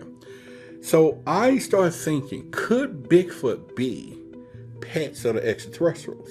So they cloak their spaceships, and they let it out to take a break. And now, this is why we can't track it, can't find it. And people think, okay, it's shapeshifts, because I don't believe it has the wherewithal for technology. It's not speaking. It's not using, ray guns and suits. It's still got a primitive thing to it. So could it be a pet? And this is why the track stops. This is why we're smelling what we're smelling for that moment. And it disappears out of nowhere, and why we can't find it. That's my concept. That's it. That's my theory. So. You have to understand, when you investigate Bigfoot, you're investigating a mammal that is a good 9 to 10 feet tall. If a regular chimpanzee can rip an arm off a human, they're that strong. They can rip you apart. So the Bigfoot, could you imagine, could probably just tear you in half. And unfortunately, I've actually read a couple of case reports from the Sheriff's Department out of Tennessee where there were 2 incidences where people were killed. Bigfoot investigators in the area seem to think it might have been a rogue Bigfoot at the time. One of the incidents that I read clearly on this case report was that a hunter came up to, he was hunting, and there was a tree, and the tree had a hole in the middle. And there was a human body, a torso, that was shoved, pushed in the hole of the tree. Now, the arms and legs were taken off, and they were stuck on the branches. And the gun was broken in half, laying there. Now, when I read the sheriff's report on it, it basically said, it was just some maniac guy, some deranged guy. But if you look at it from a Bigfoot perspective, that's an area, and this was in the Appalachians. That was an area where there's been a lot of Bigfoot sightings. We've always talked about how if you saw Bigfoot and you have a gun, you never shoot Bigfoot. You never want to piss them off. So the story, we think, and this is just an assumption, okay, is this guy took a shot at one, and either he heard it and one of his companions, got him, or maybe the one that he shot got him, killed him, made an example, a warning sign with the broken gun. I mean, it was unusual that would happen, that you would just take a high-powered rifle, snap it in half, and lay it there. Okay, that was the first story. The second story I read, there was a young couple that were on a day hike, and they came into this opening. Same Appalachian Mountain area, not the same location. His explanation was it was a Bigfoot that had killed a deer and was picking a deer up. And they came up on the opening, out of the woods, and his girlfriend was just panicking. She just started screaming because she's just, my God, what is this thing, They walked over, broke her in half, dropped her right there, walked back, picked up the deer, and walked away. Left the kid alone. He didn't say a word. He was in shock. The whole time he's just in shock, and he watched this thing come over and kill his girlfriend. And when you read the report, that's what he says. Law enforcement said it had to have been a bear walking on its hind legs over to her, killed her, walked back on its hind legs, picked up the deer, and walked away on its hind legs. Because law enforcement, I've been in law enforcement, you can't really say on a case report it was a Bigfoot, it was an alien, it was a UFO. With cattle mutilations, anytime an animal is found dead of unusual circumstances, and law enforcement who investigate it, they can tell that it wasn't a mountain lion or a bear or coyotes, that it wasn't a predator. The best I can say is animal cruelty. It had to be a human, even though there's no human evidence either. But they have to a lot of times the law enforcement agencies won't let them leave it as an unknown. Most of the time they say, well, pick one. Because these guys don't know. It's better if they just leave it as an unknown, because it makes it better. But it depends. The department I worked for, El Paso County Sheriff's Department, they're the ones who are more of anti-UFO. So they would say, no, it can't be a UFO. Now, since the Pentagon's come out and saying, hey, UFOs appear to be real, and just within the last week or so, actually came out, it was members in Congress, actually, they came out and stated, yeah, we have to start investigating these things as if they're extraterrestrials. We don't think they're terrestrials. And that was just like a week ago. So we're getting that way. Now, if we're getting that way with UFOs, we've been having Bigfoot sightings for centuries out here in North America. So I started thinking about going on a quest looking for Bigfoot myself. What would I look for? What would I do? What would I take with me? What kind of equipment or whatever? Of course, you want your infrared. Now, do I take any arsenal for protection? But I think trackers. I would probably take some. It wouldn't be dogs because they would hear them a mile away, but we're going to have to look for footprints. We have to know where we were going.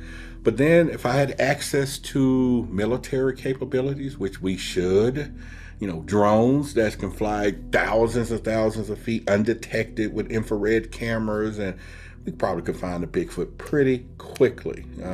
That if it has normal body heat. One of the first Bigfoot investigations I did was in Bailey, Colorado.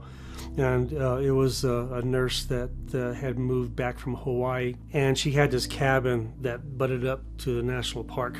She physically saw what she described as a shorter Bigfoot running across the back of her backyard. So we went out there.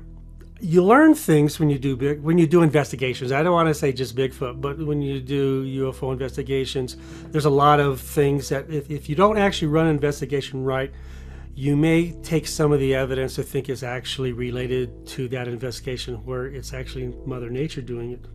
I had cameras set up, I had motion sensing cameras, and I had DVR cameras set up. We spent a couple of nights out there, so I had DVR cameras set up there at night. And we would put food on the balcony of her porch because she said the food was being taken. Now, at that point, I never saw any footprints. At that point, it was just doing an investigation. So the next morning we come out and the food's gone off the plate. We're like, oh yeah, all right. So I'm going through my video footage from the DVR. And that's where I learned about flying squirrels. It's really cool. I had footage of a squirrel jumping like, I don't know how many feet from a tree branch onto the balcony, eating the food off the plate and then jumping back. I'm thinking, okay, debunked. That is. But she still physically saw a Bigfoot out there. The back of her house, the forest was there, and then there was a hill that kind of slumps up, and there was snow up there. So we started climbing up and figuring, well, maybe if something came down, it came from inside the national forest. And as we got in and where we started seeing snow, I'm looking right down, and there's footprints. And I get chills now, even, first time I've seen that. So, the footprints were basically this big in the snow. They were at least 20 inches. We followed them backwards, where they were coming from, and it went into these rocks. It was a little ways. So we lost track of the sites, and then we followed them down towards where the cabin was. And as we came down, following the footprints off the edge of the hill, and there was about 4 feet in between each print, we come across these 2 giant aspen logs, and they're a good 18 feet, 20 feet tall, and they were crossed like this. And they just didn't fall. You could clearly see that the branches on the trees, that they came down and they were placed in a branch to make an X. Now, if you do Bigfoot investigations, Bigfoot likes to put markers. I think maybe that's where maybe the Native Americans learned, trail markers, because Bigfoot does trail markers too. And so they'll do the trail markers, and if you're ever out in an area where there's been Bigfoot sightings, how you look for the trail markers is you get off the trails and you follow the animal trails. They're a little bit different, a little harder to find, but you can see them. The hunters know them because they follow the trails when they're doing deer elk hunting. So you're on an animal trail and you look up about 10 feet, and you can see some of the markers where their tree branches are broken and twisted around. And so we actually saw a couple of those. We're following them, but the X, if you went past where these X was, then you started getting into cabins, people that were living down there. So it was almost as if stay away from that area because people are down there. And the markers went the other way. And that was one of those big moments for me where I realized that not only is there something that large out there walking, I can see evidence of the footprints. Well, when you come back into the Bigfoot stories, you're looking for what would be the evidence, because the main thing that people say, and why we call it a Bigfoot, is because there are some big footprints that have been found. Whatever this is that made this particular footprint, you got height, you got size, weight for the impression, and so they make a determination that this is some large creature. By looking at the steps, then you say, okay, it walks on 2 legs, and so it's got human-like characteristics. Who made those footprints is still why we're searching. And now again, that comes into, you've seen all kind of hoax where people are doing these things.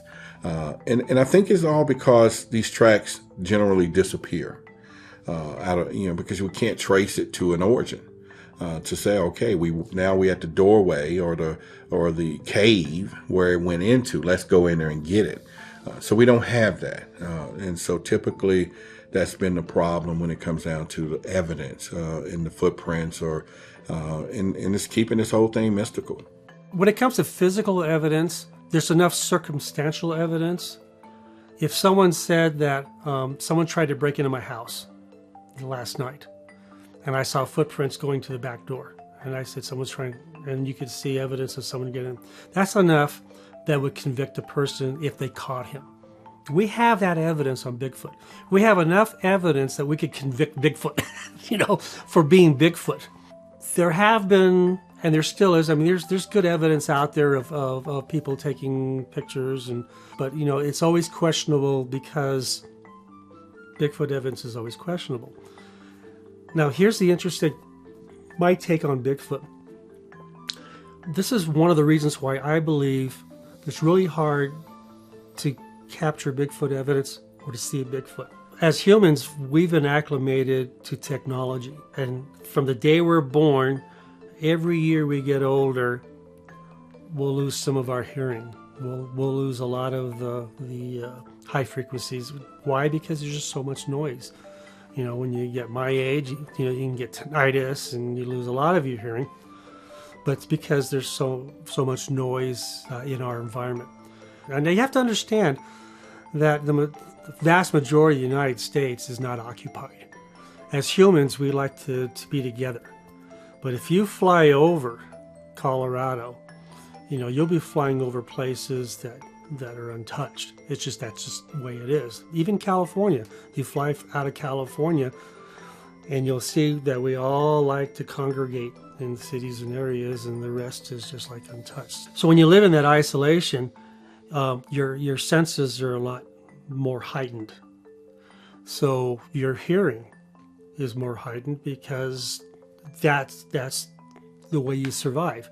We don't do that anymore as humans. We rely on technology, you know, to keep us safe. So the first thing is hearing. Their hearing is always heightened, and it never gets damaged due to loud noises and stuff. So their hearing is pretty good.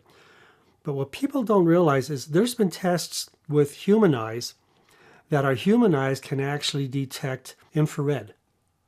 Now, our brains, over evolution, our brains have decided we don't need to see infrared. But there are scientific studies where they've taken groups of people and they've flashed infrared lights, and their eyeballs have actually twitched. So the eye actually see the cones in your eye. They'll actually see the infrared, but the brain doesn't acknowledge that they saw it. So the person will just stand there going, no, I didn't see it. But yet the eyes moved.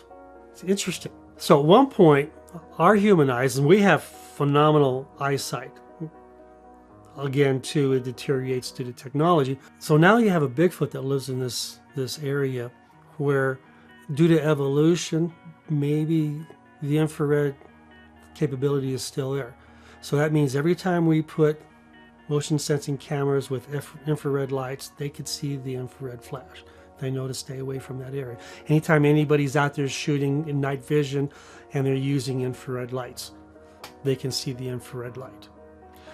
I just interviewed a lady the other day who claims to be able to see an aura. You know, they can see the energy. Well, we give off energy as humans. We give off radiation. We give off infrared.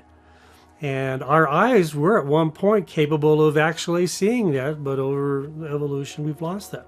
So now you have Bigfoot that has great hearing, has eyes that can pick up infrared, and there's a form of ESP. Now you go, what, ESP? Come on, give me a break. Guess what? We all have it. There's people out there that are very intuitive that can actually pick up this negative energy. But we all have it. And if you don't think you have it, all you got to do is think about, have you ever been sitting in your car at a stoplight or sitting in a coffee shop? You just got this feeling someone's staring at you. You just got this feeling.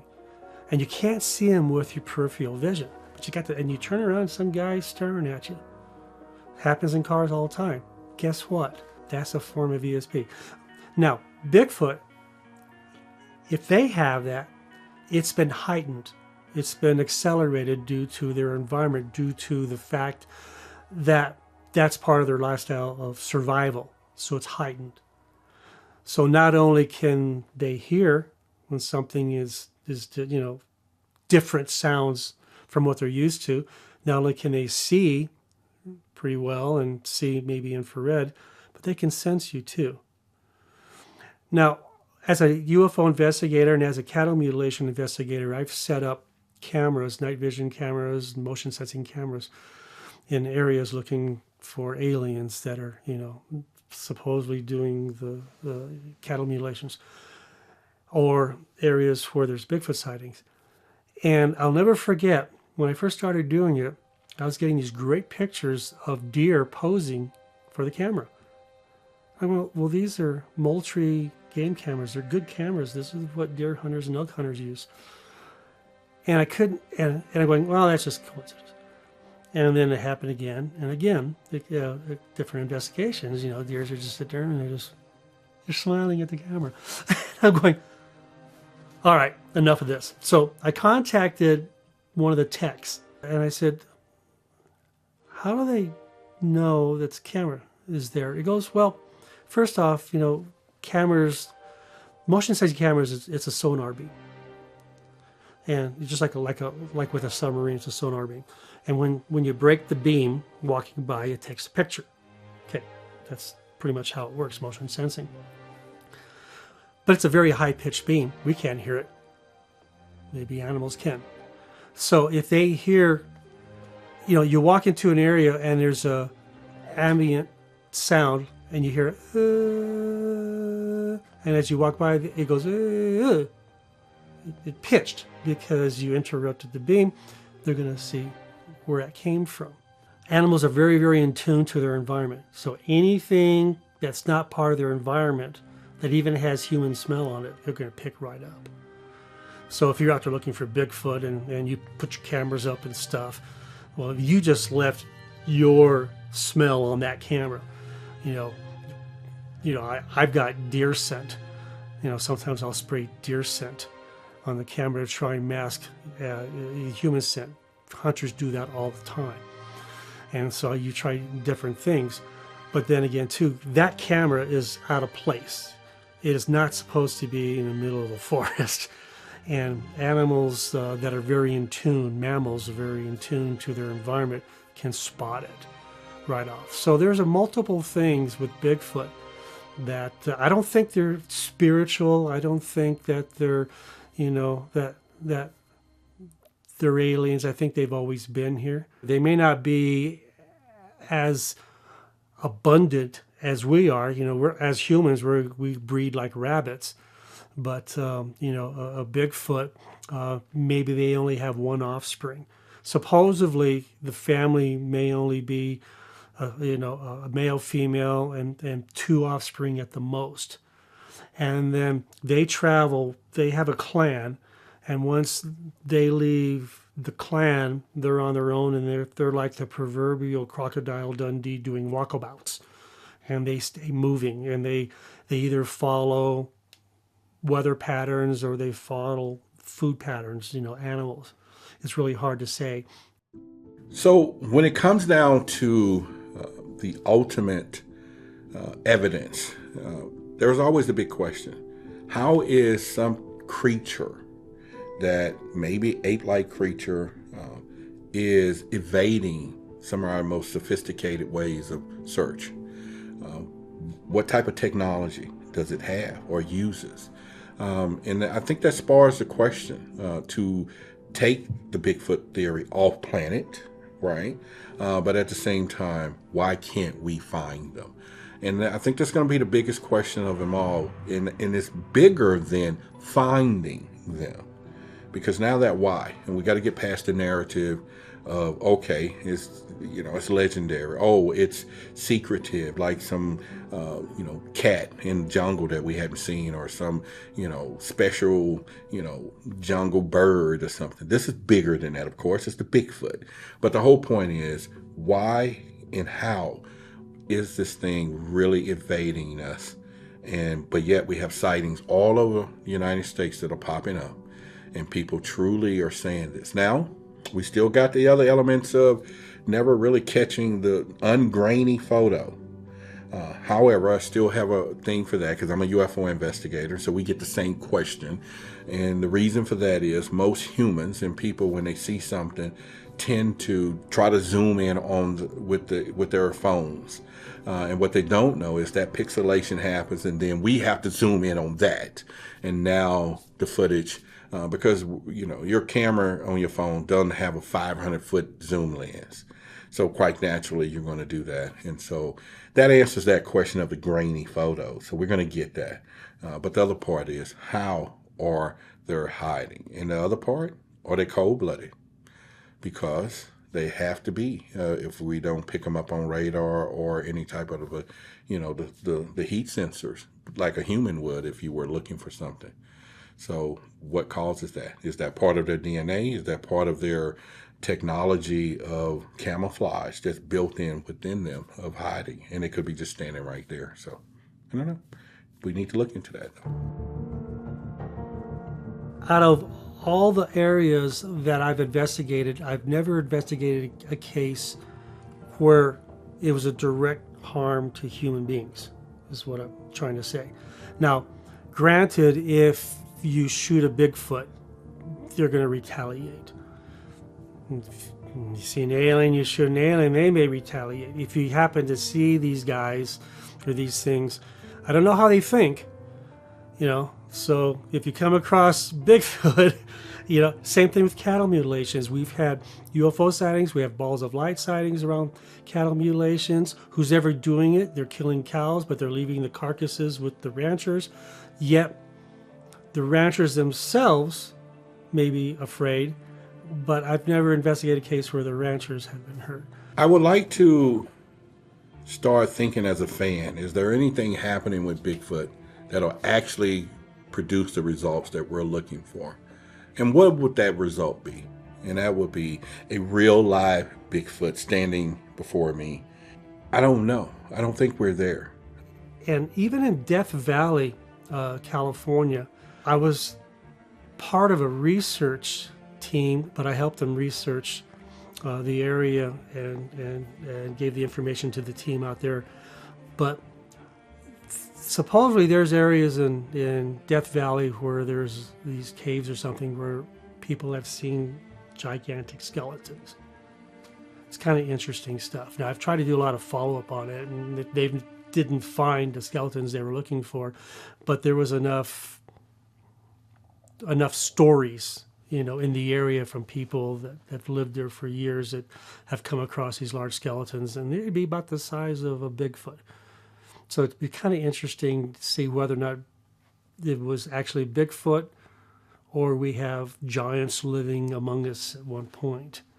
But out here in Colorado, I've seen Bigfoot footprints. I've seen them in the snow. I've seen them, in the forest, and I've done a few investigations out here, enough to know that there's something big running around out here, and you better respect it. One of the phenomenal parts of this Bigfoot legend was that the Native Americans really revered the Bigfoot. In fact, they looked at them as more spiritual beings, and it's said that they even had ceremonies where they would worship the beings and also literally ask them for guidance, and so which probably in all state that they didn't see them as any type of bad source of energy or some type of spirits or even a bad entity itself. And so the Bigfoot was seen as good in the Native American history. When you talk to people that actually have had firsthand experiences, it's just like when you do UFO investigations, it's hard to call them, well, are you lying? Now, I could have taken any of these guys and done a polygraph test, and I can guarantee they would have passed the polygraph test. They actually saw what they saw. But, Bigfoot's out here, and you can see there's evidence. Matter of fact, if anybody's in Colorado, if you go to Bailey, Colorado, there's a Bigfoot museum there, and there's a nice big map that shows you recent sightings, of Bigfoot. And, it's pretty cool. I always go up there and talk to the guy who runs it and get all the latest, of what's going on in that area. So when I started doing a little more research and wondering were there any other sightings or have anyone famous actually seen a Bigfoot, and what I discovered, there was a report from a climber. His name was Sir Edward Hillary. He was one of the first persons that climbed Mount Everest. And what the story said that while he was there, him and his Sherpa was making camp. And what they seen while they was there really blew them away was an ape-like creature that walked by their camp while they was doing that. And since that was more documented, I think that was probably one of the earliest stories of the Bigfoot or Sasquatch story. And besides, of course, we have all heard of Jimmy Carter, one of our ex-presidents. But this one here probably stood out the most and probably lend the most credibility because of the environment that it was seen in. I actually talked to someone that's works for our government that says that our government has been tracking Bigfoot. Now, unfortunately, I can't verify that. All I could verify is the fact that he worked for him. But he told me some stuff that I learned as an investigator that was kind of like, huh, interesting. And he said they're able to track them from satellites because of the heat sensors. We have spy satellites. When I worked at Rockwell International, I was part of a spy satellite program, and I only knew that much. But I learned enough about the spy satellite that it could pick up heat signatures of humans walking by. Now, so you have a human now that's 10 feet tall and, 3.5, 4 feet wide, would be a pretty good heat signature. We all give off, like I said earlier, we're all radioactive. We all give off infrared. We all give off radiation. We're a living circuit. So they're able to track clans, maybe not families as much as if they knew where they were. But supposedly every so many years, based on what this guy said, and then based on some of the Native American stories I've heard, sometimes the families get together back to their clan for a little bit. Now, supposedly here in Colorado, some of the stories are it's above Fairplay, where we have the Continental Divide. That area is supposedly where one of the clan meets, and that's just based on talking to local investigators and local Native Americans. Out here in Colorado would be the Ute tribe. So in any of these phenomena, especially the legends of Bigfoot, we still have to deal with hoaxes. People who are going out here making fake tracks, breaking tree limbs, maybe even putting on the outfit itself, because you do hear this a lot. That makes it more difficult because you're looking for the evidence, and then someone want to go out here and put a hoax. Now, the question is, could that be a government operative throwing us off the trail, creating misinformation to really get the public not really interested in the Bigfoot legend? We don't know. But that's always been something I've always wondered. Why would somebody want to do that? Okay, it'll probably be funny. It will probably be a story for the ages. It probably can go viral. But what would happen when they're out there doing that hoax and then they find themselves standing in front of a real Bigfoot? And the Bigfoot is saying, why are you doing me like this? You know what I'm saying? You're causing so much problems for me. You know what I'm saying? I think that would be a conversation. So, I don't know. Did an investigation in Golden, Colorado. And we found markers, and when we were following the markers, one marker would go this way, and then another would go, and then what it did, it actually pointed us towards a stream. So then we started following the stream. We come to this opening area because it's really thick out there in the woods, and we're a good 10,000 feet up. You can start smelling something, like a skunk. And then the hair on our arms started, and it felt like we were being watched. Anyway, we decided, okay, maybe it was just our imagination because we smelled something unusual. And usually there's an unusual smell to Bigfoot. Some investigators claim that what they do is they kill skunks and they use the scent gland of a skunk and they rub it on them to take their scent off. So we decided, okay, we think we're being watched, so we're going to follow the stream back. And when we were following the stream back, there was a log that had dropped or fallen, and a pretty good size when it was an aspen. It was a good size log. And so we decided, okay, there was 4 of us, and we're talking, and when we hit the log, Joe and I are going to stay back there. I have my camera. And the other 2 guys are going to keep walking, and they're going to be talking like they're talking to us, carrying on a conversation, and we're going to hide.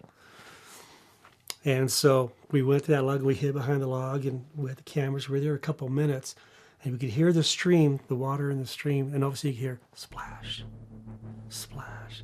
Swear to God, splash, splash.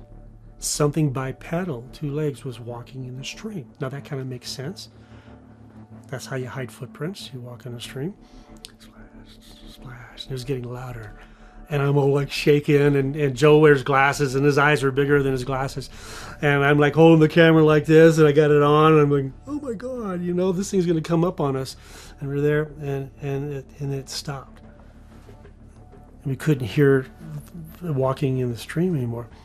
And so we waited about 10 minutes, and we go, I don't know what happened. Oh, maybe it made us. You know, maybe it knew we were here. So we got up and started heading back towards the stream. And when we started following the stream back a little bit, and we're only talking about maybe 25 feet or so, not that far. Yeah, there were these big boulders on the side of the stream, and you could see water splash marks on the side of the rocks of the boulder, you know, the boulders. So something was in the stream, and at the last minute decided to jump on the boulders and leave. And that was pretty cool. So what, I don't know, I can't tell you for a fact it was Bigfoot, but whatever it was, you know, it seemed like, you know, it jumped a good 5.5, 6 feet up on this boulder and took off. Now, there's always been stories that have come about, one in particular, the wild man of the woods, or the Neanderthal man, all of these stories.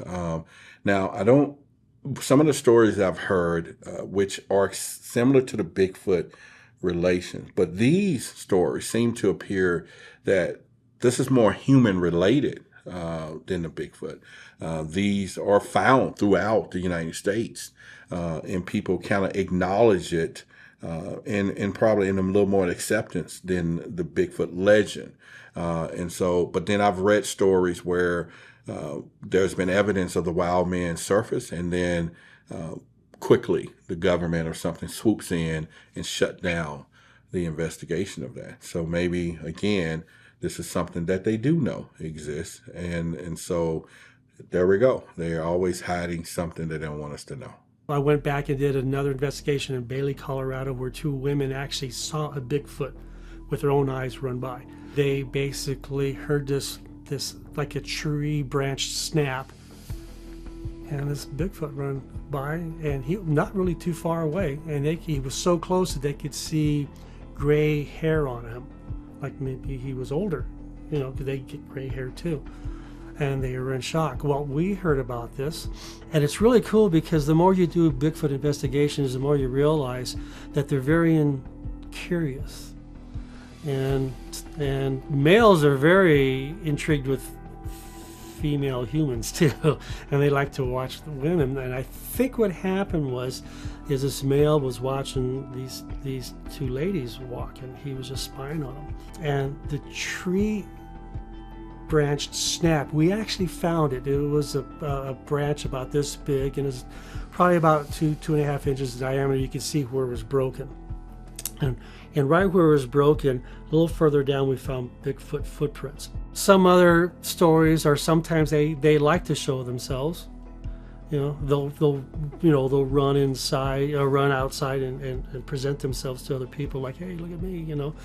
Some other stories, I don't know. I always like to think that maybe he kind of screwed up. And now, when I interviewed him, I asked him, I said, was anything unusual happen to you before you actually saw the Bigfoot run by? And they said, no, not really. You know, we were walking through, the woods and stuff. I said, did you feel anything thrown at you, or anything that, not thrown at you, but thrown in front of you? And they go, no. And the other lady goes, well, that was that pine cone that hit me on the back, you know. And I go, where? And I go, well, over here. We walked back, and there was no pine trees with pine cones on it. So and that's another thing too, is sometimes they like to get your attention, and so they'll throw things at you. We investigated that one and found footprints. I went back again a week later. I brought with me a guy named Daniel who lives in an area, and he's a search and rescue. And his job is to look for people who are lost in the national forest, the U.S. Search and Rescue Team. And I brought an actual tracker with me to teach me and to look for, and this guy found all kinds of evidence. So not too far from where they were, we found footprints in the pine needles. We couldn't make casts of them because there was just it was the footprint of a pine needle, and you could see the outline. And it was in a run. It was 9 feet between left and right foot. So that was the time where he was kind of running. There was a dirt road that came around a corner, and there's a big tree here, and then it was really cool because at the edge of the tree you could see, after Daniel pointed out, he goes, yeah, normally this is where we would see a human sat here because they're lost and they don't know where they're going. They sit down, but whoever sat here had butt cheeks this big. And you can see an imprint to the right side as if someone put their fist on the ground to get up. And he pointed all that out. He goes, it's not a nest or deer den or anything like that. He goes, it's clearly someone was sitting here. The more I worked with Daniel, the more I realized that even the search and rescue guys come across Bigfoot evidence, and he has in the past.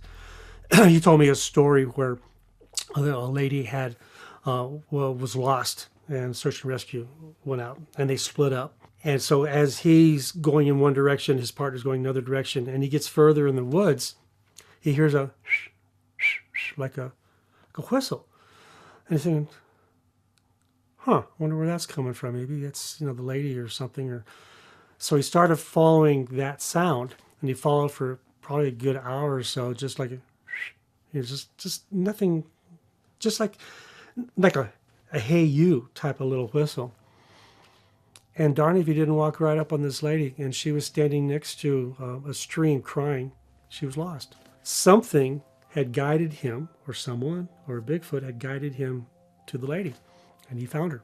That particular Bailey case made it on Finding Bigfoot, the TV show. So one of my Bigfoot cases actually made it, a TV show, because it's such a good case. It was really such a good case. And since then, we've had Bigfoot sightings. I live in Colorado Springs, and we've had Bigfoot sightings at Pikes Peak, and Fairplay, and, well, of course, just on the other side of Fairplay, we have the Continental Divide that basically separates the U.S., the left side and the right side of the U.S. Water from the left side of the Continental Divide goes into the Pacific, water to the Atlantic. That goes way up. So the theory is the Bigfoot are traveling north to south, south to north along the Continental Divide. Just like if you go to the East Coast, the Appalachian Mountains are the same way. The Bigfoot follow that too, because we've got a lot of sightings of Bigfoot in that area too. We actually had a sighting that was a 911 call. This was on Gold Camp Road, which is just outside of Colorado Springs.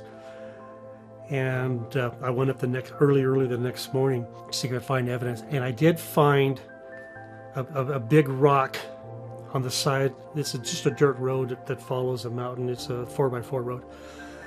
And I found like a big rock that was pushed aside, like something stepped on it. And then I found an impression in the middle of the street, but just like one. But it didn't look like a footprint. It was just like an impression. And then there was a ledge on the other side. And then up here about maybe 5.5 feet, you could see where something jumped, I mean, yeah, it could have been an elk, But this is exactly where the eyewitness said, a Bigfoot ran by, or, maybe some giant guy in a ghillie suit, But that was pretty close.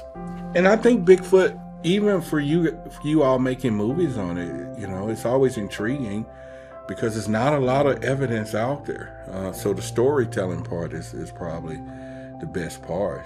All I'm basically saying is, just be aware that they may not be here for us. They're here for them.